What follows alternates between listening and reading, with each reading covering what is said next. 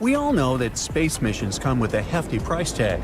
To break it down, a ticket to space for an astronaut starts at around $20 million and can soar up to $50 million. NASA may be a well-funded organization, but you can bet they're always on the lookout to cut costs and save millions wherever they can.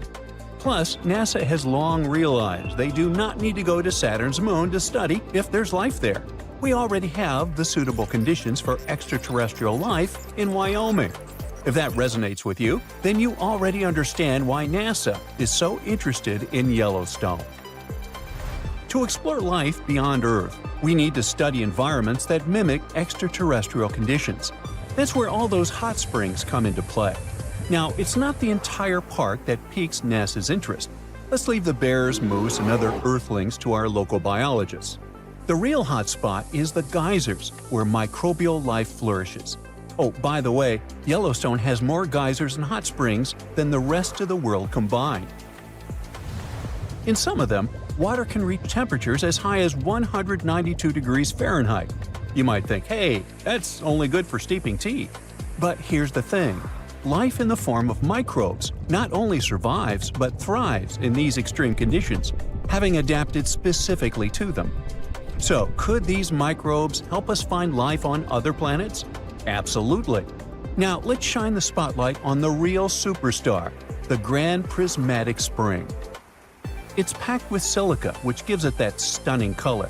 Silica reflects sunlight, especially the blue wavelengths, which is why it looks so vibrant. The coolest part, though, is not the color, but the fact that this spring can teach us a lot about how life evolved. Way back around 4.5 billion years ago, I wasn't around then, living things didn't know how to harness energy from sunlight yet, so they were using chemical processes instead, just like they do now at the Grand Prismatic Spring. But why are we talking about other planets? Well, if life on Earth kicked off in a comparable way to what we see in Yellowstone, there's a good chance we could find something similar elsewhere in the universe. And if we could nail down exactly how life started here, we could really fine-tune our search for life on other planets. Geysers, very similar to those in Yellowstone, can be found on moons like Enceladus, which orbits Saturn, and Triton, which is a moon of Neptune. But how do they compare to the geysers we see in Yellowstone? Well, back in 1989, NASA's Voyager 2 spacecraft made a groundbreaking discovery when it spotted geysers on Triton. This was the first time anyone had seen a geyser outside of Earth, not counting the volcanic eruptions on Jupiter's moon, Io, that were found by Voyager 1 in 1979. Since then, more geysers have been found on other moons in our solar system. In Yellowstone, geysers are heated by hot water from deep within the Earth. However, geysers on some of the outer moons get their heat from tidal forces, the gravitational pull from the big planets they orbit. You know how ocean tides on Earth are affected by the moon and the sun? Well, these moons experience something similar, but on a much larger scale. Beneath the icy surfaces of these moons are warm, salty oceans that stay liquid because the thick ice above keeps them insulated. As the moons move closer and further from their parent planets, the constant tugging creates heat, causing the warm water below to shoot out into space whenever there's a crack in the ice.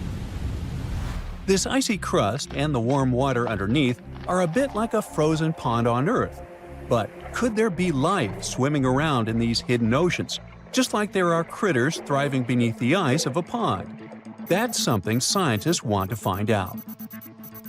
NASA hopes to send advanced spacecraft to explore these distant moons and look for signs of life. But those warm oceans are buried miles beneath the frozen surface. So, how do we reach them? The answer may lie in geysers.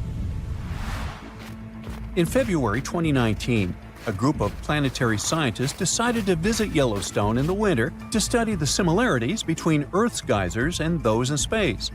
They know that Yellowstone's geysers are home to some tough little microbes called extremophiles, which thrive in extreme conditions like hot or acidic water. The researchers wanted to learn as much as they could about these microbes and the environments they live in. They brought along a bunch of scientific tools to measure things like temperature, pH levels, and oxygen in the water. They also used special instruments to analyze the chemicals in the ice and rocks and sniff the air for gases. Plus, they collected samples of rock, ice, and water from the geysers, catching tiny droplets on sheets of foil coated in geyser spray. Their main target was the Great Fountain Geyser in Yellowstone's Midway Geyser Basin, which puts on a spectacular show 2 to 3 times a day. However, visiting in winter posed some challenges. Some scientists were delayed by snowy weather, arriving late at night right before they were supposed to enter the park. Then their SUV got stuck in a snowdrift and had to be rescued by a snowplow. The next day, riding in a snow coach, the team had to trudge through deep snow for nearly a mile to reach the geyser, keeping an eye out for elk, bison, and even bears. As they made their way to the Great Fountain Geyser, they took breaks to gather samples and measurements from other interesting pools along the way, like Lemon Pool and Surprise Pool. Even though Yellowstone feels remote, it's not nearly as far away as places like Enceladus and Triton. It's a unique natural laboratory that can teach us a lot about life on Earth and potentially beyond. Oh, as for labs, the Great Prismatic Spring may count as one. Look at these guys. Under the microscope, they look like matches. Their official Latin name is Thermus aquaticus. They live in this hot spring, and these bacteria have saved millions of people's lives. Now, if you're skeptical about what I just said, then you need to know that these bacteria help to create the basis of PCR tests widely used in today's medicine to give fast and precise diagnosis. Back in the 60s, a microbiologist named Thomas Brock was exploring the park's superheated thermal pools and stumbled upon something amazing. Brock was super interested in bacteria that could thrive in extreme conditions. During his 10-year journey studying geysers and thermal springs, he found a microbe in a spring called mushroom pool that could survive in nearly boiling water. This little guy, Thermus aquaticus, turned out to be a game changer for science. Why? Well, it's crucial for a technique called PCR, also known as polymerase chain reaction, which is used to quickly make copies of DNA samples. Before Brock's discovery, this process was tricky because the heat could damage the enzymes that hold DNA together. But thanks to Thermus aquaticus, scientists could now heat and cool DNA samples without breaking them down, making everything faster and easier. It all happened because researchers had purified an enzyme called tag polymerase out of this organism. Those Yellowstone microbes could also be your new go-to for a delicious and sustainable breakfast.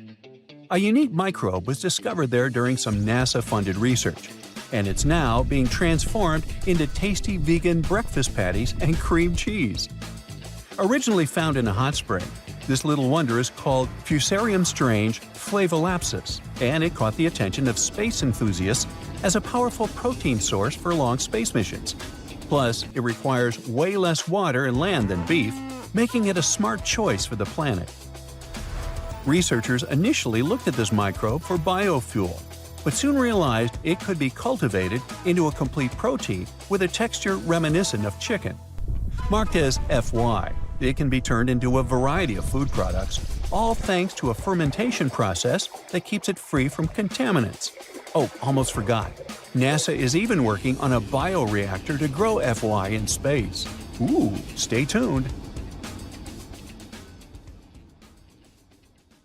Frankenstein, unreasonably cold weather, and tons of lava. What do these things have in common? They all trace their origins back to Mount Tambora.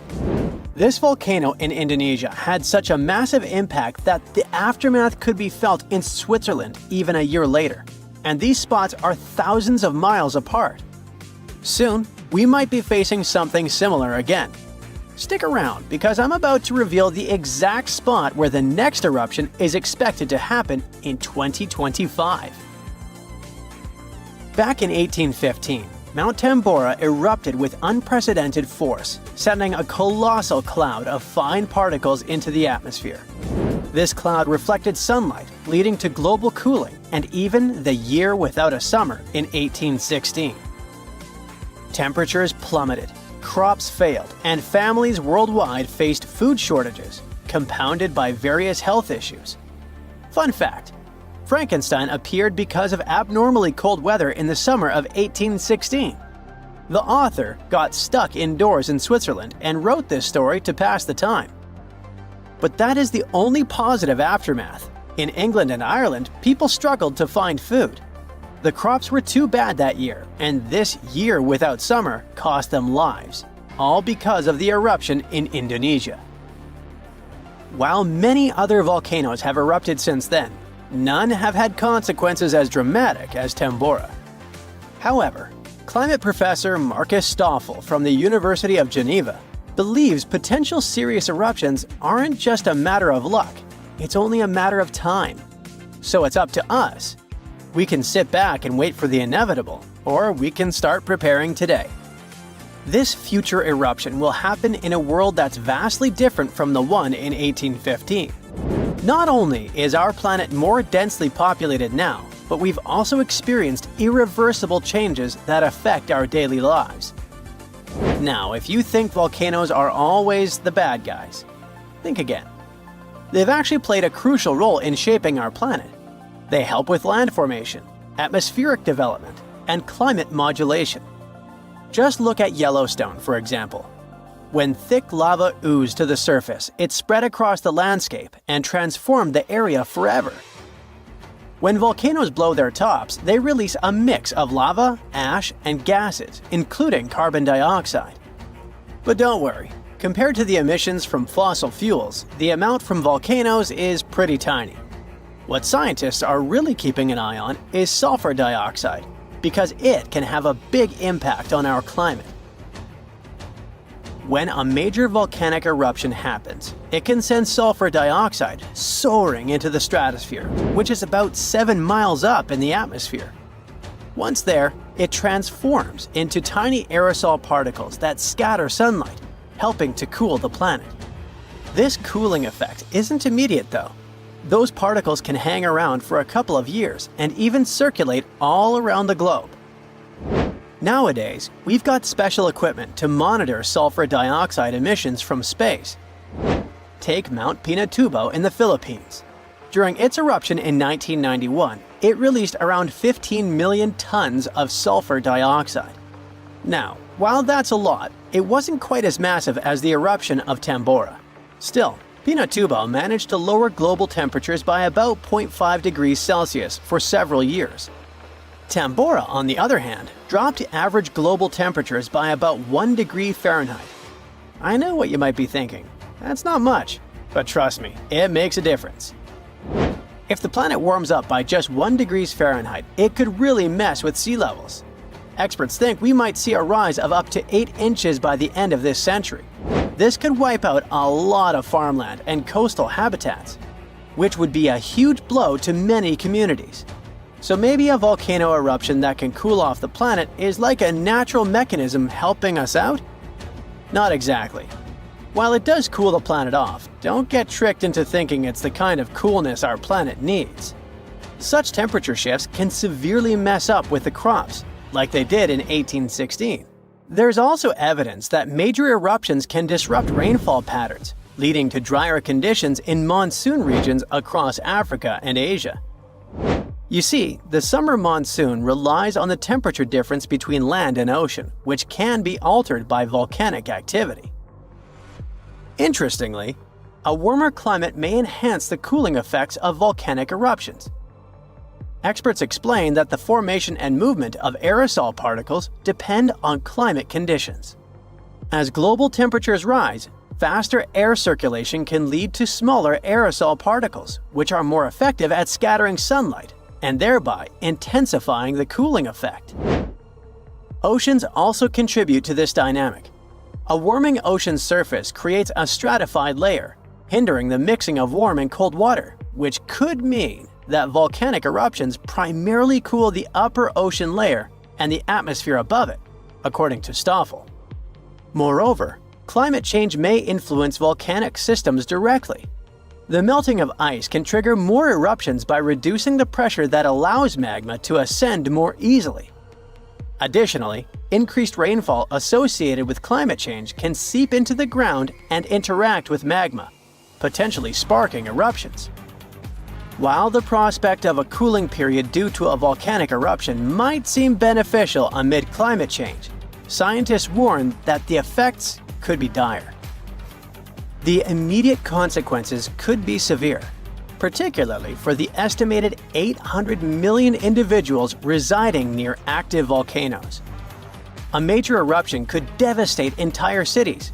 For example, Campi Flegrei, located near Naples, Italy, is showing signs of increased activity and threatens the lives of about 1 million people.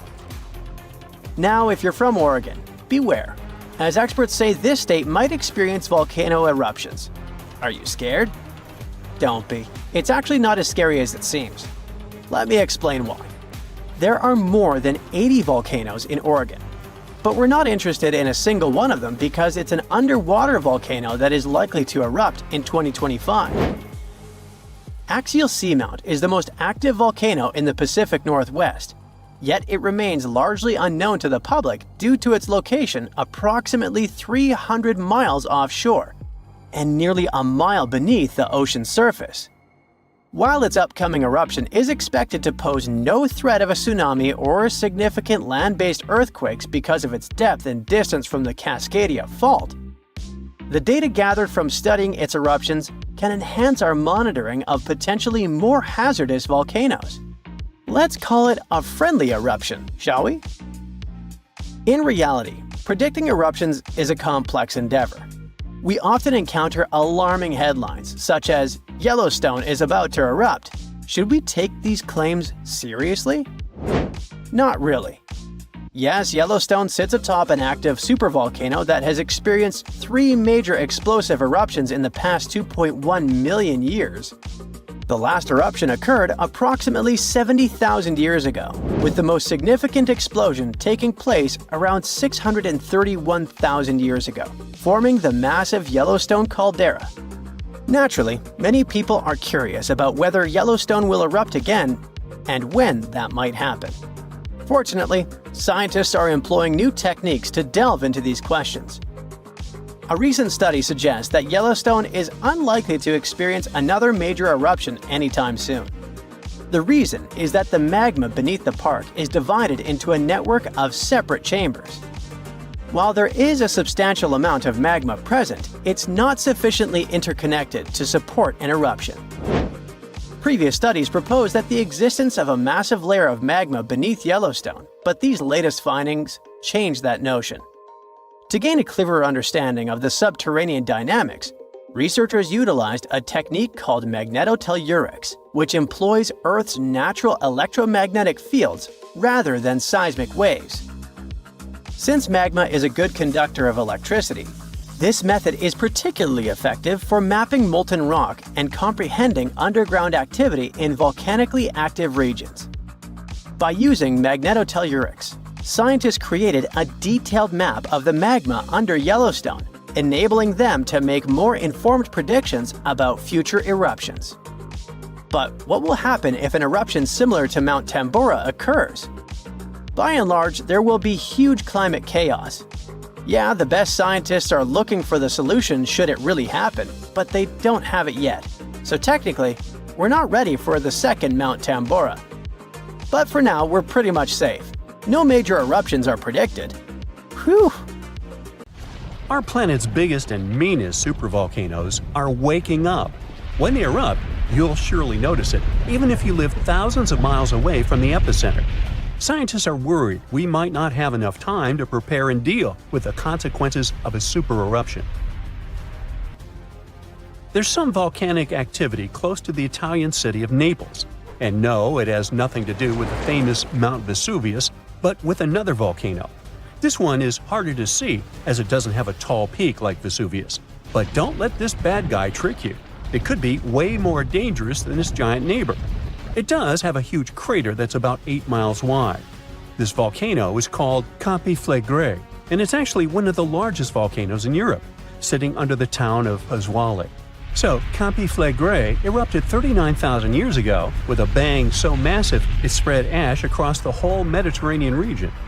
It also caused the temperature to drop by over 16 degrees Fahrenheit across Eastern Europe. It was the biggest volcanic eruption in Europe in 200,000 years. Since then, Completeness has had smaller eruptions, and the last one happened in 1538. Now the area is full of small craters, hot springs, and bubbling pools, and they're all proof that this volcano is still very much alive and brewing something. Since the early 2000s, the ground in the giant crater and the town nearby have been slowly rising by about 1 to 1.5 inches every year. There were at least 150 earthquakes that shook this supervolcano lately. In May 2024, there was a 4.4 magnitude in the area, the biggest in the last 40 years. Residents had to leave their homes and camp outside, fearing there would be more earthquakes. No one knows how Completeness is going to behave in the following months or years, but the authorities are organizing evacuation exercises to prepare the population just in case. The Italian volcano looks like an innocent kitten compared to the real giants like Yellowstone. For a volcano to deserve the title of a super one, it must be able to produce catastrophic-scale eruptions and eject huge amounts of magma, ash, and volcanic gases. The Yellowstone giant meets these criteria. Even though it moves from time to time, the Yellowstone supervolcano hasn't erupted for 640,000 years. But when it does wake up, it might erupt with incredible power, about the same amount as 10 huge nuclear power stations can produce. Under the ground, beneath Yellowstone, there's a super hot area full of molten rock called magma. As more magma moves into a big space called a magma chamber, the ground above starts to swell or rise. When the magma cools down, the ground falls. Between 2004 and 2009, the ground at Yellowstone rose by almost 10 inches, but then it started to slowly go back down in 2010. Scientists aren't sure if it's going to erupt anytime soon. There's also another big volcano called Long Valley in California that has been active since 1980, and it can be a really big threat. Scientists studying this supervolcano found out that before its biggest eruption, 760,000 years ago, the buildup may have taken less than a year. Now, that's bad news, because a supervolcano eruption can have a huge effect on the world, like the eruption of the Toba volcano in Sumatra around 74,000 years ago. It became the biggest volcanic eruption the Earth had seen in 28 million years. It covered parts of Indonesia, India, and the Indian Ocean with a thick layer of volcanic debris, almost like a 6-inch blanket. The amount of rock it spewed out was like stacking nearly 3 million Empire State Buildings. The giant crater it left behind can still be seen from space. All the ash and gases shot up into the air and blocked some of the sunlight. It caused a volcanic winter that lasted about 6 to 10 years. Some scientists think this eruption might have even affected early humans. Around the time Toba erupted, the human population took a sharp dip, and there were far fewer people. Some say this is why all modern humans come from a small group of survivors. According to the Toba catastrophe theory, most early humans in Europe and Asia didn't survive the cold and harsh climate after the eruption, but a lucky group lived through all that in Africa. Not all scientists agree with this idea, and some archaeological and climate records show a different story. Another volcano that changed the world in a big way was Mount Tambora in 1815. The next year went down in history as the year without a summer. It was cold and rainy, and there was snow and frost even in the middle of summer, especially in Europe and North America. This happened because the volcano sent out a lot of sulfur dioxide into the sky, which spread all over the world and made the planet colder. When Tambora erupted, it caused huge tsunamis that smashed homes and took the lives of around 10,000 people. Afterward, about 80,000 more people passed away because of the consequences the eruption had caused in the world. The cold weather ruined crops, so food became really expensive. And because horses were the main way people traveled, the cost of oats that they ate went way up too. Some people even think this led to the invention of the bicycle in 1817 as a new way to get around. The eruption made the Earth colder for about 3 years. Now, even though the Tambora eruption was so powerful, Krakatoa, another volcano in Indonesia, stole the show when it erupted in 1883. It was just easier to spread information about it through telegrams and photos. Its final blast was the loudest recorded sound in history, and people could hear it on 10% of the entire Earth's surface. The eruption started as tsunami, with waves about half as tall as the Statue of Liberty. Now, if we only had 12 months to prepare for a supervolcano eruption, it would be really hard to store enough food and get ready. But don't panic just yet. Supervolcano eruptions are very rare, and the last one happened 26,500 years ago in New Zealand. Scientists think that a super eruption happens once every 100,000 years on average. But the sad part here is that the Earth doesn't follow a perfect timeline. There could be clusters of super eruptions with shorter gaps between them and then longer quiet periods. Since there have already been 2 super eruptions in the last 100,000 years, there's always a chance one could happen again sooner than we expect. Plus, although there are places like Yellowstone and Long Valley where we expect volcanoes to erupt, there are less obvious possible hotspots. In Chile, there's a volcano called Laguna del Maule that has erupted in the past and left behind a huge crater.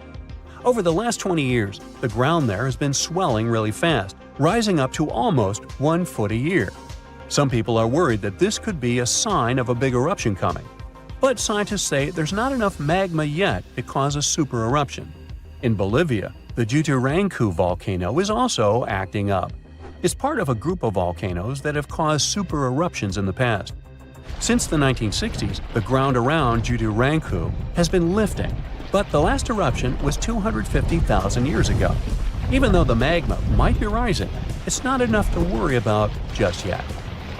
The chances of a super eruption happening during our lifetime are 1 in 1,400, which is pretty low, so you don't need to worry too much. But just like someone wins the lottery every week with very small chances, a super eruption could happen sometime in the future, and when it does, we'll need to be prepared. Whoa! Earth's surface is shaking. Long cracks split the ground open. Lava rivers are rapidly flowing down the slopes. Deafening noise is filling the air. Rocks and other debris are flying high up. Clouds of volcanic gas and ash cover the sky.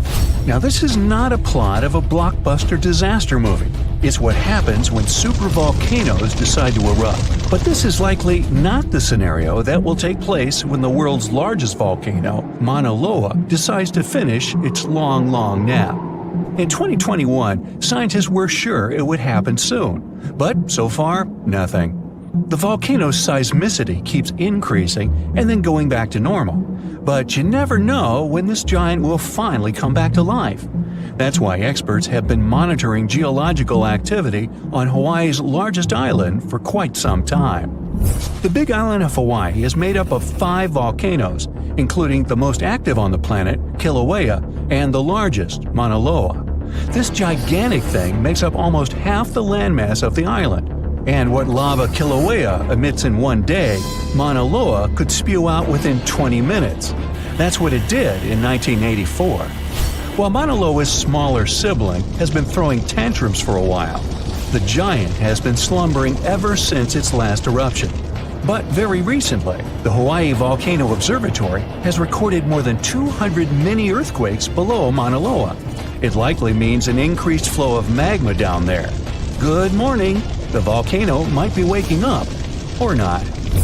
If Mauna Loa did suddenly erupt, lava flows could reach the ocean and the most populated and touristy places, like Captain Cook, very, very quickly, in a matter of hours.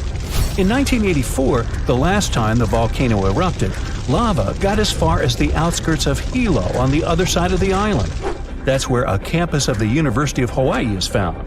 Luckily, people had a few weeks' warning to get ready for the disaster. These days, locals have special go bags ready with the most important stuff, including documents and money. Such precautions can come in handy in case of an emergency evacuation. Even though most Mauna Loa eruptions have so far only affected the summit area, several of them sent lava all the way down to the ocean. And you never know how powerful the next eruption will be. Now, what is the highest mountain on Earth?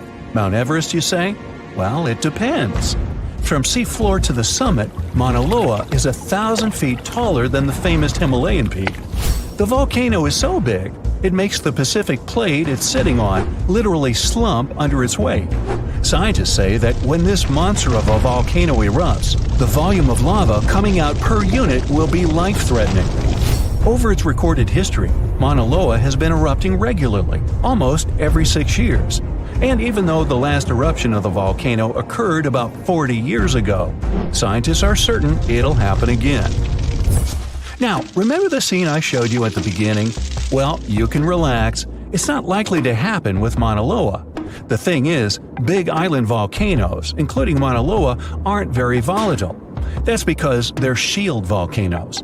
These volcanoes got such a name because they aren't really very high and resemble a warrior's shield placed flat on the ground. Shield volcanoes get formed by very fluid lava.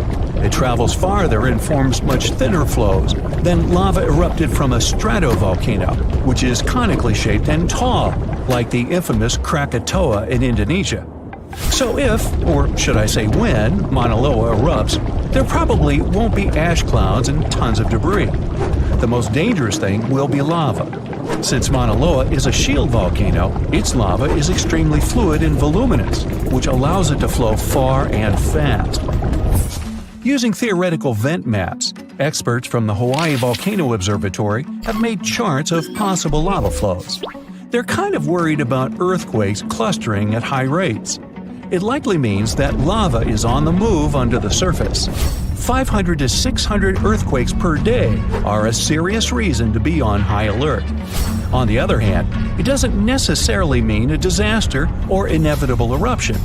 Around a decade ago, several earthquakes that happened at the same time signaled that something was happening under Mauna Loa. But an eruption didn't occur. Instead, half the volcano shifted a bit to the south. This way, it probably gave more room to magma so that it had enough space to stay beneath the surface. Now, let's get back to the catastrophic eruption we saw at the beginning of the video. That's what often happens when a supervolcano erupts. Those are volcanoes that have at least once had an eruption with a volcanic explosivity index of 8, which is the largest recorded number on the index. Supervolcanoes are often extremely large, with no cone at all.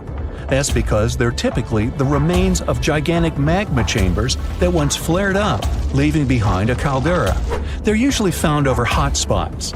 Supervolcanoes can produce super eruptions, and when they do, they blow more than 240 cubic miles of ash, molten rock, and hot gases up into the air.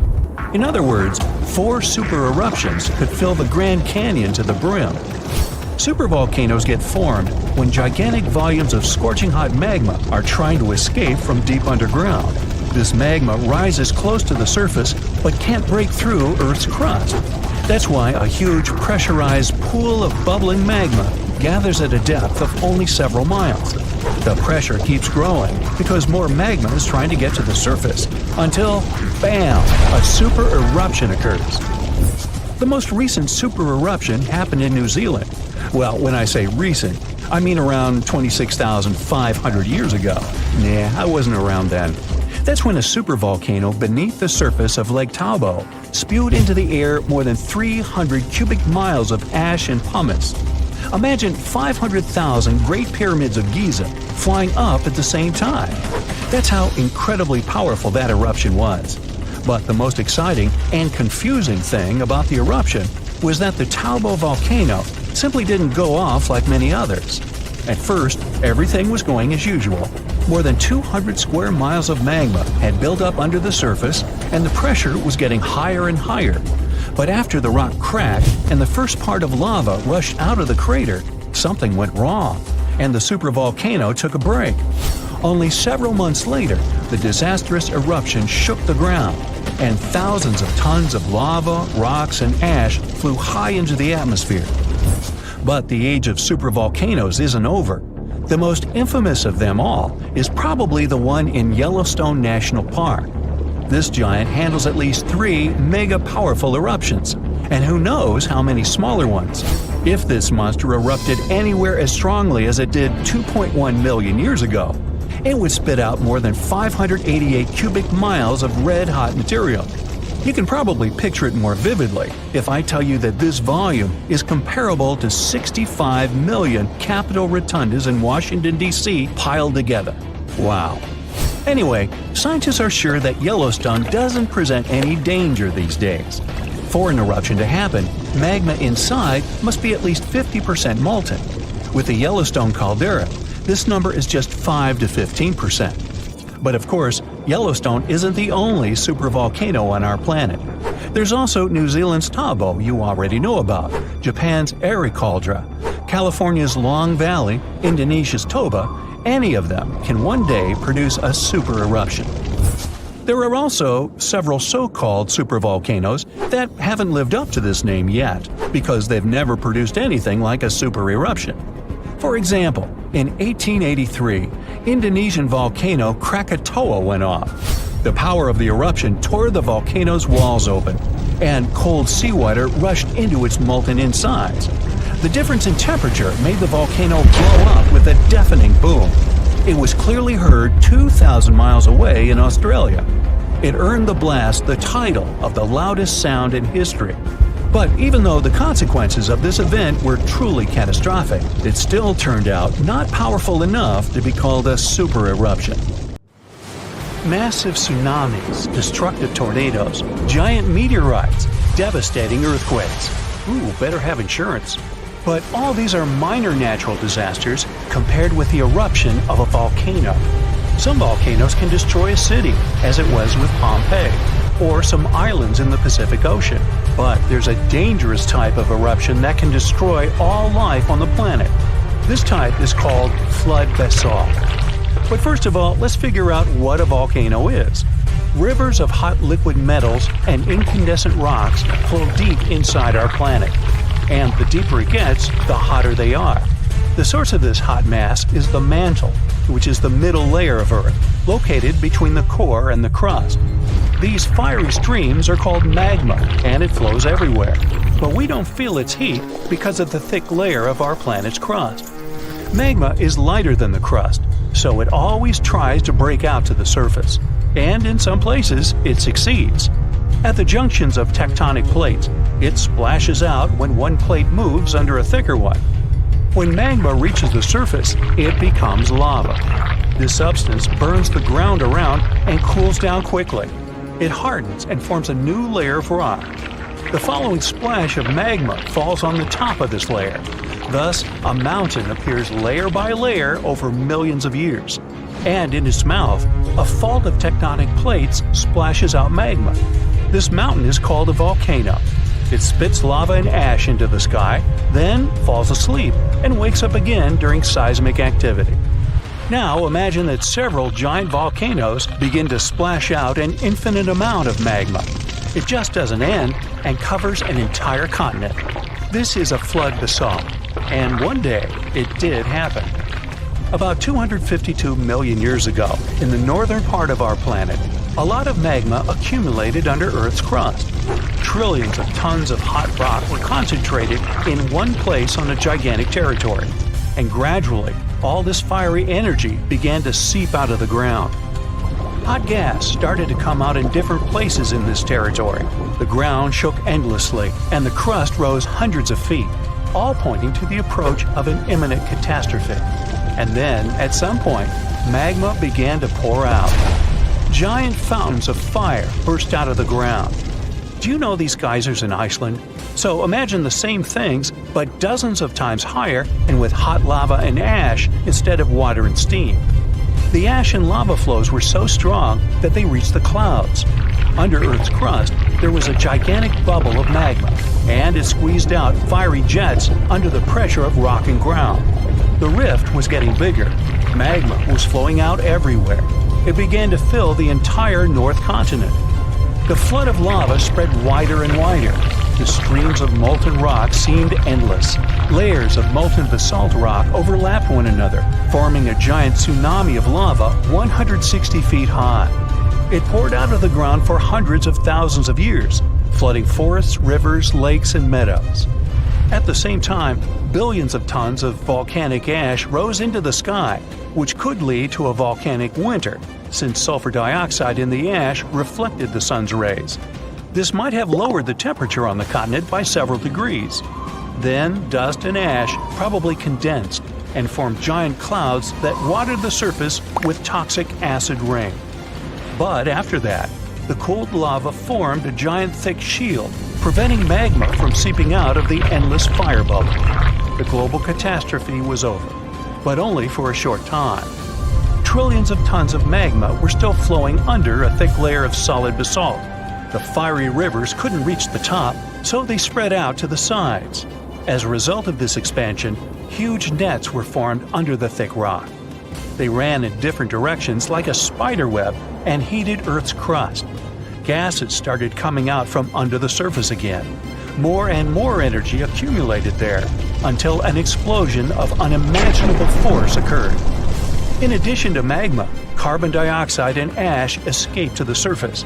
They filled the atmosphere and caused the greenhouse effect. The temperature on the whole planet increased by several degrees. This release provoked another catastrophe that began in the ocean. There were deposits of methane, an explosive gas, on the seabed. Under ice-cold water, the methane was frozen and harmless. But the greenhouse effect in the atmosphere warmed up the entire ocean. Millions of tons of methane began to rise to the surface. This gas is more potent than carbon dioxide. Therefore, when it hit the atmosphere, the temperatures on Earth increased again. The whole globe turned into a hot sauna. In previous cool and humid places, the temperature reached those of a modern Sahara. Of course, most animals and insects couldn't survive such a cataclysm, but ocean life took much more damage. The heat and methane reduced the amount of oxygen in the ocean. Fish and other marine life couldn't survive in such conditions. New problems appeared when anaerobic bacteria started to multiply in non-oxygen water.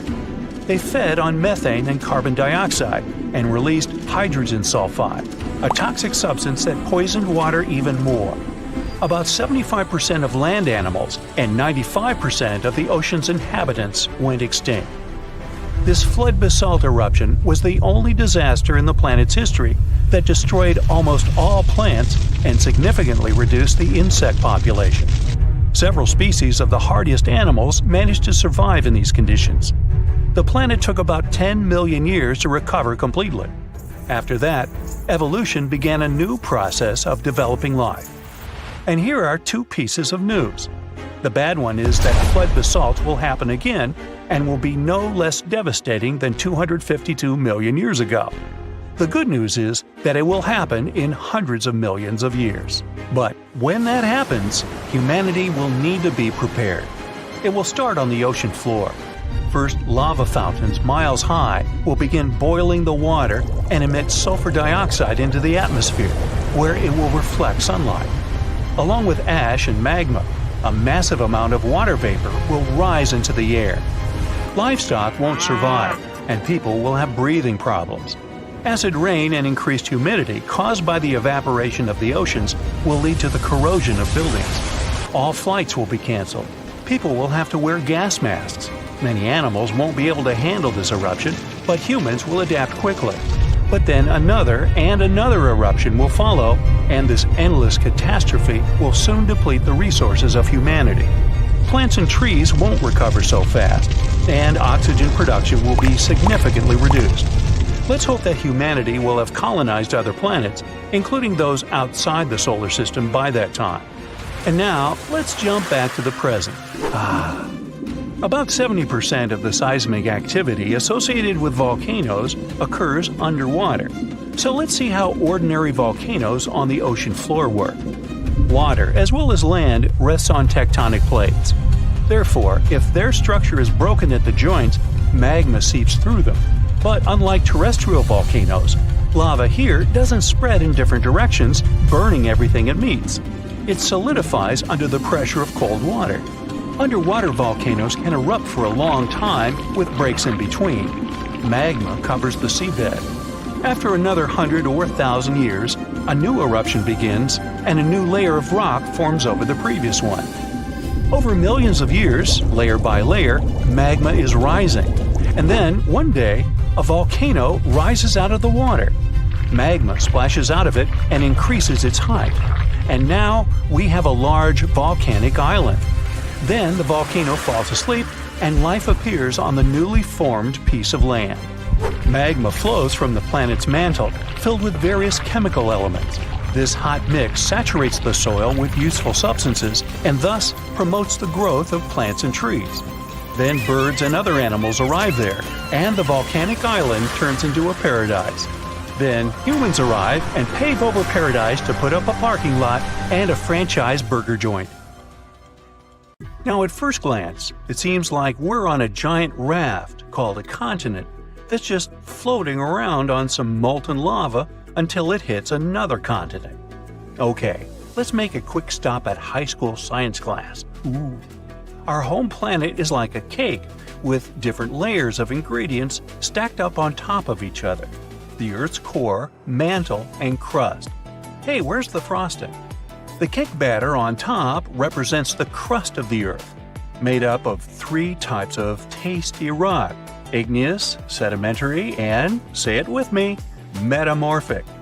These rocks are formed in different ways, such as from solidified lava or from the deposits of particles and minerals.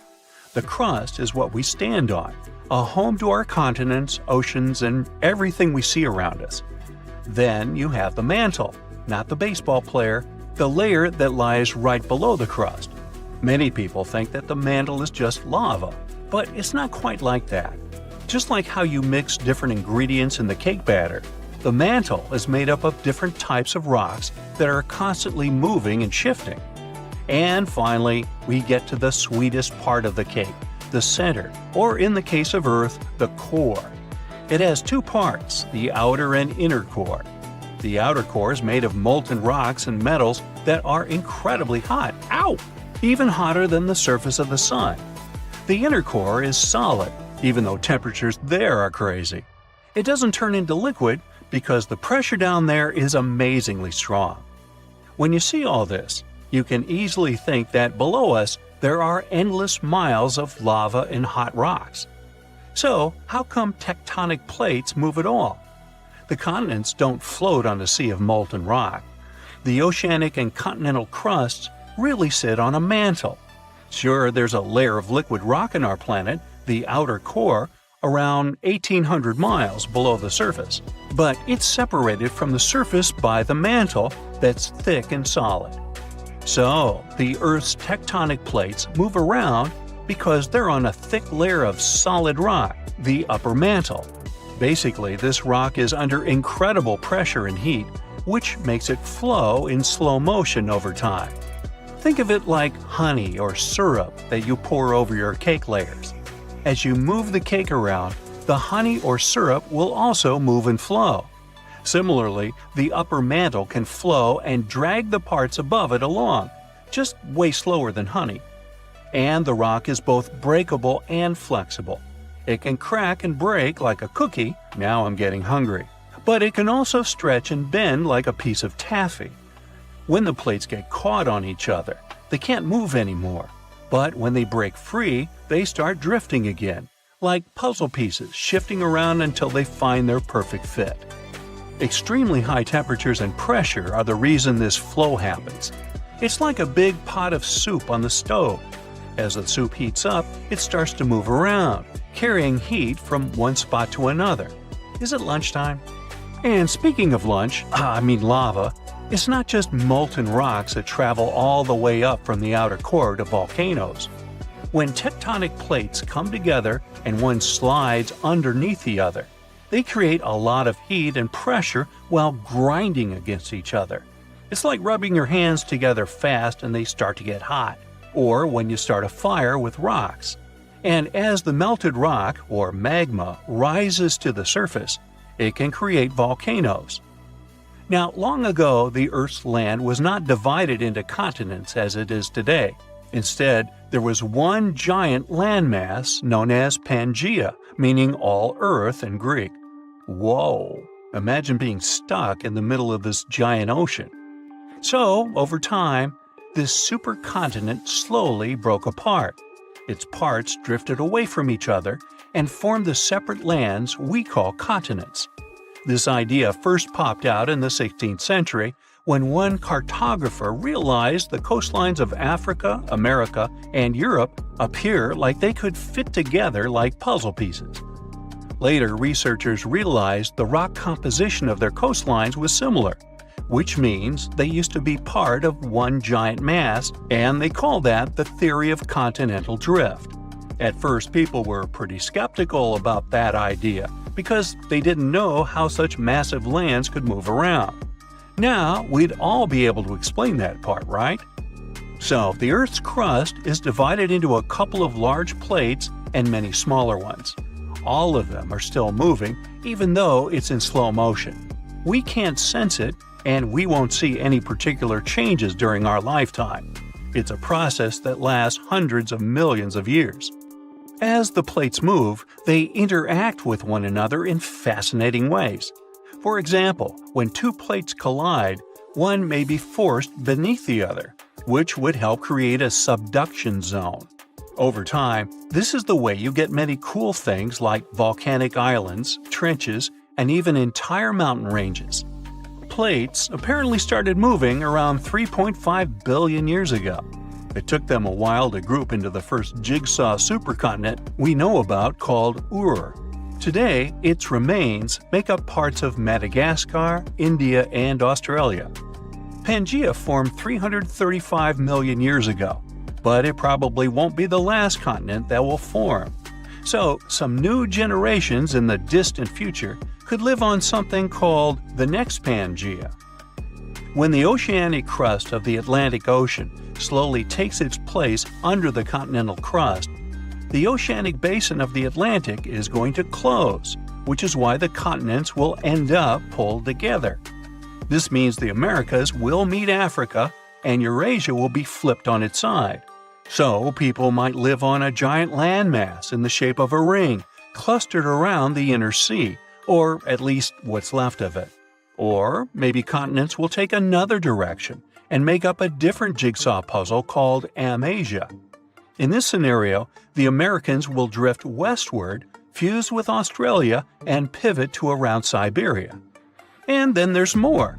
Novo-Pangaea is the option where the Americas swing together to embrace Antarctica and Australia, and Africa legs off to the northwest. Basically, all continents here get together to form a giant landmass that stretches from one pole to the other. Ready for one more? Nah, come on. A recent projection called Eureka gives an idea similar to Novo-Pangaea. It's just that all continents here unite to become one gigantic land that clusters around the equator. Maybe this would be my favorite one to live at, with the sunny weather and the beach all the time. And who knows what kind of magnificent trenches, mountains, islands, and other geological beauties we'd get with this giant supercontinent. Pangaea broke up about 175 million years ago. As the Atlantic and Indian Oceans began to widen towards the east, the Ring of Fire was formed. It's a path that goes along the Pacific Ocean with so many frequent earthquakes and active volcanoes. This way, Eurasia was unable to cross this border and continue moving westward. And now Eurasia could move laterally along the Ring of Fire. The subduction zones kind of act like a barrier that forces the tectonic plates to move in different directions. So Eurasia could eventually collide with the Americas and form something similar to Amasia. It would be cool to sit there, grab the popcorn, and watch it from the side. But this is something that won't happen for the next 50 million years at least. I'm willing to bet I probably won't be here to see it. Different theories talk about different positions where this new supercontinent might end up one day. But it seems it will probably be somewhere in the polar area, centered on what we today recognize as the Arctic Ocean. Not my cup of tea. Bring me back the sunny one. Wait, scratch that. Let's go eat. Brighter green plants might give us a warning when a volcano is stirring. Turns out, unlike earthquakes, which are super unpredictable, volcanoes can sometimes show early signs. Plants growing around volcanoes look healthier when volcanic activity ramps up because they thrive on increased carbon dioxide levels, a gas that volcanoes emit during eruptions and through underground magma. They also turn browner when the volcanic activity peaks, likely due to harmful gases and heat harming the vegetation. Scientists use satellites to figure this all out. They analyzed satellite data spanning from 1984 to 2022. Future changes might be tracked through satellite imagery as well. Now, this isn't easy to measure directly, especially when volcanoes are tucked away in hard-to-reach, lush areas, such as Taal Volcano in the Philippines and Mount Etna in Italy. This way, plants could give us a heads-up about volcanic eruptions years before they happen. With this new, weird method, we could save nearby communities by enhancing safety measures, minimizing property damage, and improving evacuation plans. Volcanoes and plants are often tied in mysterious ways. For example, volcanic eruptions in Krakatoa, Indonesia, gave a surprising boost to saguaro cacti in Arizona's Sonora Desert, even though they're thousands of miles away. When the infamous Krakatoa volcano erupted in the 19th century, it sent shockwaves around the world and suddenly helped nurture a generation of saguaros. These incredible cacti can be up to 40 feet tall as adults, but they start life as tiny seedlings that struggle to survive in the desert's harsh conditions. However, thanks to the cooler and wetter conditions caused by volcanic eruptions like Krakatoa, they can get unbelievable growth spurts. Chillier summers and milder winters that follow such eruptions create perfect conditions for young saguaros, which usually don't make it due to extreme heat and cold. But volcanoes not only influence plants, they're also Earth's jewelry makers. Deep beneath the surface, in the fiery heart of a volcano, conditions are just right to form dazzling gems. When volcanoes erupt, they can bring these treasures up to the surface. One of the most famous gems created by volcanic activity is the diamond. They're usually found in rare type of volcanic rock called kimberlite, which forms deep within the Earth under extreme pressure and temperature. Millions of years ago, kimberlite eruptions, small but powerful volcanic events, hauled diamonds from deep within the Earth. This created sources for many of today's diamond mines. Now, these eruptions didn't happen just anywhere, but originated from the stable hearts of continents, known as cratons. They were bursting forth from as deep as 75 miles underground. Fueled by a mix of carbon dioxide and water, they were like natural rockets, blasting through the Earth to form carrot-shaped channels filled with diamond-laden rocks. Recently, scientists have delved into why these eruptions happen. They suggested that the breakup of ancient supercontinents like Pangaea disrupted the mantle's flow underneath, triggering these spectacular kimberlite eruptions. When a volcano that hosts kimberlite erupts, it can propel these precious stones toward the surface, where we eventually find them. There are other gems that can be found in solidified lava, like peridot, a bright green stone that forms in the molten rock of the upper mantle and is brought to the surface by volcanic activity. There's also obsidian, a shiny glass-like rock that forms when lava cools rapidly. And then there are some insane rocks, like the ones that can hold water in them, even in lava. The deeper we dive in volcanoes, the rarer are the gems we can find. If we dive into the thick layer known as the mantle, we might find olivine, a resilient, pretty green mineral that makes up about half of this layer. It loves high temperatures and happily forms in lava, eventually crystallizing into the igneous rocks we find scattered across the Earth's surface thanks to volcanic eruptions. As olivine cools, it starts to crystallize. Sometimes these crystals are tiny, but other times they grow large and can be polished into beautiful gemstones used in jewelry or industrial processes like metal casing. But as we venture deeper, about 250 miles down, olivine undergoes a fascinating transformation. Here we encountered the layer that's called the transition zone. In the transition zone, the pressure is intense and the heat is on the rise. In this place, olivine morphs into exotic materials like wadleyside and ringwoodite. They show a lovely blue-green hue and a glossy sheen. While they're too rare and small for jewelry, they have a unique ability to hold water within their structures, not as droplets, but as hydrogen and oxygen components, making up to 3% of their volume. Later, it turned out that the transition zone is not just a pressure cooker for minerals, it's a giant sponge, holding a vast underground water reservoir. This was a groundbreaking discovery. You get the pun? This hidden water doesn't form an ocean as we know it, but suggests vast amounts of water are stored deep within the Earth.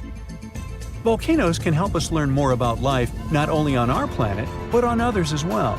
In the fiery heart of Costa Rica's Poas volcano lies Laguna Caliente. This hydrothermal crater lake is among the most brutal environments on Earth. We've got a whole bunch here: scalding temperatures, toxic minerals, and water so acidic it can corrode metal. But despite all that, there's a few tough microorganisms that manage to thrive in these conditions. And this remarkable survival has caught the attention of scientists because it might just hold clues about life on Mars. Scientists are studying these extreme microbes. Turns out they've developed a myriad of genetic adaptations to withstand their harsh surroundings.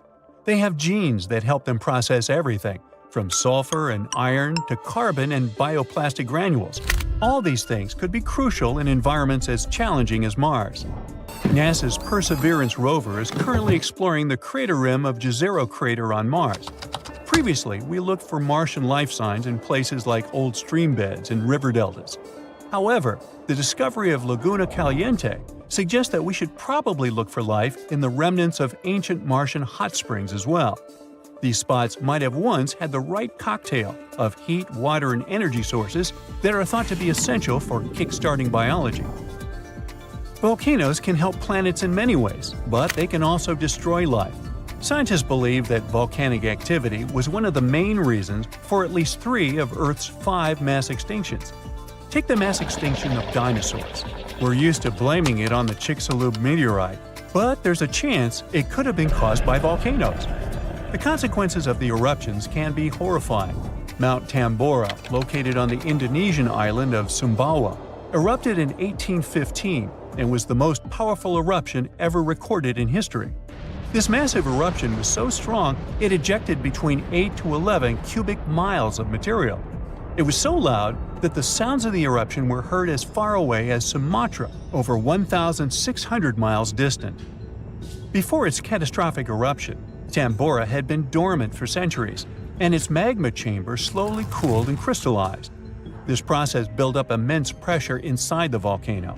It was eventually released in a series of terrifying events starting on April 5, 1815. The climax came on April 10th, when massive plumes of ash and pumice were thrown into the atmosphere. The aftermath of the eruption was dire. Tsunamis devastated the surrounding area.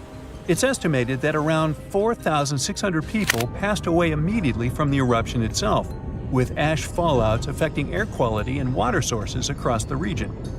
This event came down in history as the year without a summer. This was due to the vast amount of sulfur dioxide Tambora ejected into the stratosphere. It created a veil of aerosols that reflected sunlight and significantly lowered global temperatures. A similar thing happened to our planet 66 million years ago, during the dinosaur extinction. The sky turned black for months. I mean, I wasn't there, but that's what they say. The latest supereruption of Yellowstone occurred 640,000 years ago, and it was long before Homo sapiens saw the light of day. But we were around during another, no less devastating natural disaster. This supereruption took place on the island of Sumatra around 74,000 years ago. That's when an erupting supervolcano wreaked havoc on huge territories, sending up plumes of debris and ash that spread for thousands of miles and caused temperatures on the planet to plummet. The effects of this supereruption were visible as far away as southern Africa. Experts believe they could have impacted early humans there. By the time the volcano erupted, our ancestors had already been using stone tools and had likely known how to produce yarn. And some specialists even think that the Toba supereruption was so powerful it could push our ancestors to the brink of extinction. They claim that Toba might be the largest volcanic eruption to occur on Earth within the last 2 million years. The eruption disgorged so much pyroclastic rock it would be enough to cover the entire United States to the depth of a one-story house. About a third of that deposit piled up on northern Sumatra, while a lot more ended up beneath the floor of the Indian Ocean. The supereruption left an elliptical crater lake around 60 miles long. The caldera is so large it's hard to feel that you're indeed in a volcano. Pumice deposits from the eruption remain in the canyon walls and go deep below the ground. There aren't many arguments about the amount of pumice and ash involved in this disaster. At the same time, experts aren't sure how much sulfur ended up in the atmosphere. Even some sulfur layers in the polar ice could be potential candidates, but so far, scientists haven't found any connection between them and Toba. But let's get back to the dramatic impact the super eruption had on early humans. It turns out some not only survived but even thrived after this natural catastrophe, at least judging by the artifacts they made during and after the eruption. The disaster might not have posed a serious threat to those of our ancestors who took refuge along the coast. Genetic evidence hints that modern humans descend from a few thousand people that ventured out of Africa around 60,000 years ago. Why just a few thousand? According to some experts, the rest of our ancestors could have been devastated by the Toba eruption. After all, the supervolcano spewed out 1,000 cubic miles of dust and rock in a flash, leaving a scar in the ground that was dozens of miles wide. All that dust and sulfur Toba sent into the atmosphere potentially cooled the surface of our planet, which led to the appearance of glaciers and the lowering of Earth's sea levels. And since Toba might have had an important role in shaping humankind, scientists have been working hard trying to understand precisely how early humans reacted to this disaster. In 2011, several researchers found an enigmatic soil sample in South Africa's Pinnacle Point, an archaeological site overlooking the Indian Ocean. This sample contained some volcanic ash. After examining the layer, they found more than 400,000 artifacts left by early humans. Those ranged from heat-treated stone tools to signs of fire and animal bones. Based on this finding, the team suggested that early humans on the South African coast thrived after the eruption, living in that area for thousands of years and improving their tools. The region might have served as a refuge during and after the Toba eruption. A 2009 study suggested that the eruption could have lowered global temperatures by 14 degrees Fahrenheit. It would have made survival tough elsewhere in Africa. If there had been a volcanic winter, it wouldn't have been as cold along the coastline. On the other hand, newer studies claim that Toba spewed out so much sulfur into the atmosphere that the resulting aerosols could have stuck together, which would have limited their cooling effect in the long term.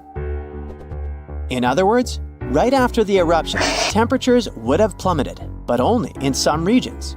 And after 3 years or so, the effects of the eruptions would have calmed down altogether, becoming not dangerous to humans. Well, apparently, more research is needed.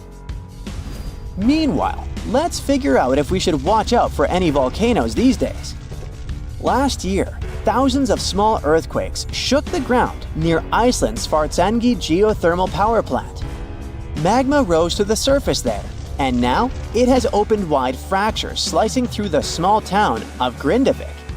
The ground there is still swelling, and an eruption might happen with little notice. But of course, that's not all. Over the planet, 45 other volcanoes keep rumbling. For example, Italy's Vesuvius, that infamous thing that finished the city of Pompeii in 79 CE. Over the last 17,000 years, the volcano has experienced 8 explosive eruptions, followed by powerful pyroclastic flows, dense masses of super hot ash, lava fragments, and gases flowing at high speeds. The volcano's last eruption happened in 1944. Mount Rainier is one of the most dangerous volcanoes in the USA. Its high elevation, chemical composition, and proximity to Washington's Seattle and Tacoma suburbs, and the volcano's ability to produce massive pyroclastic flows make Mount Rainier a threat to consider. The heat from this volcano could potentially melt the ice and snow covering it, leading to rapid downstream flows of debris, mud, and rocks. The Novarupta volcano in Alaska's Katmai National Park and Reserve formed in a 1912 eruption, which was the world's largest in the 20th century. The volcano sent almost 7 cubic miles of ash and debris into the air.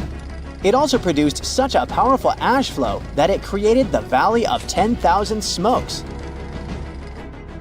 Mount Pinatubo is located in a populated region in the Philippines. It became notorious after a 1991 massive eruption, which was the second largest eruption of the 20th century. More than 700 people lost their lives during that natural disaster. Today, more than 21 million people live within 62 miles of Pinatubo. Mount Agung, a continuously erupting volcano in Indonesia, had its last major eruption in 1963. It was one of the most tragic eruptions in the country's history. It lasted for 11 months, producing ashfall and pyroclastic flows that led to the loss of more than 1,000 lives and serious property damage. People saw ash plumes above the volcano throughout 2018, following the eruption in November 2017. Japan's Mount Fuji hasn't erupted since 1707. That year, a massive earthquake likely set it off.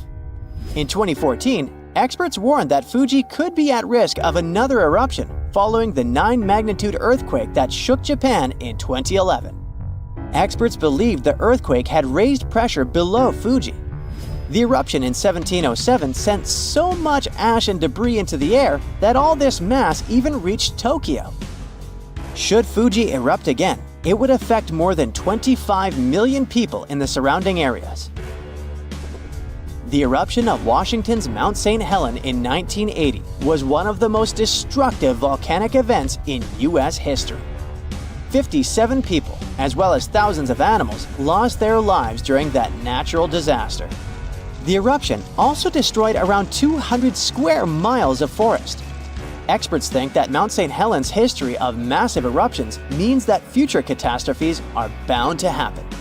The next explosive eruption might send large amounts of ash all over the Pacific Northwest. No wonder the volcano is under close monitoring. One of Indonesia's most active volcanoes, Mount Merapi, has been erupting for centuries. NASA claims that the biggest risk of this volcano is pyroclastic flows, which can spread over vast areas and harm loads of people. For the last time, Merapi erupted in January 2024, sending plumes of smoke into the air. These days, more than 24 million people live in the area surrounding this volcano. Phew, you could finally send that last report for the day and breathe out. The weekend is around the corner. But just when you're about to hit send, you're alarmed by the low rumbling under your desk. Is it the light rail passing by? Unfortunately, that's not the case. It's a volcano speaking. What, here? In Arizona? That's right, the ground keeps shifting under Arizona, reminding us that Earth is alive. No panic though, let's arm ourselves with some context. 20 American states have extinct, active, and dormant, currently sleeping, volcanoes. Among such states, you can find California, New Mexico, Nevada, Utah, and Colorado. On the bright side, Arizona's volcanoes are dormant at the moment, but it doesn't mean they won't go off in the near or not so near future.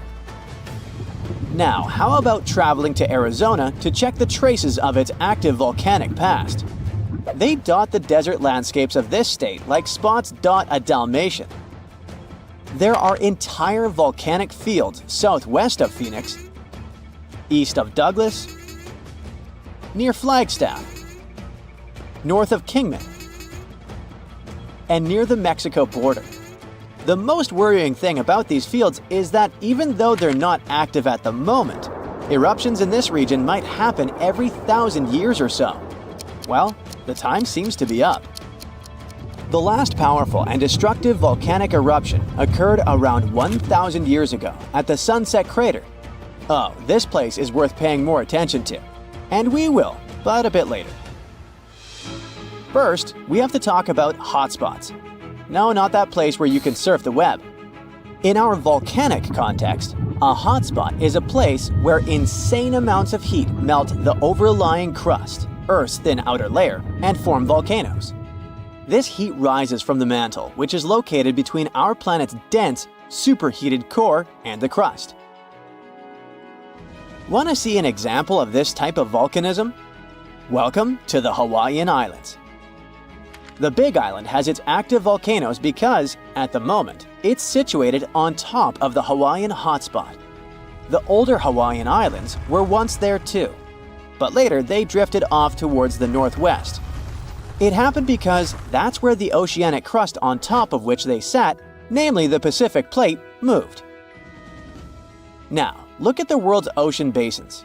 Yes, they're literally dotted with islands that sit on top of hotspots, like Hawaii, Iceland, Samoa, the Galapagos. Those are probably the most famous examples. But don't think that continents can't host hotspots. They can, but those are far less common. One of the most famous continental hotspots is, I bet you know it. Yep, the one beneath the Yellowstone caldera. By the way, the caldera is a vast volcanic crater, especially one formed as a result of a massive eruption that led to the collapse of the mouth of a volcano. The Yellowstone hotspot is basically the creator of Old Faithful and the rest of the hot springs and mud pots for which the national park is famous.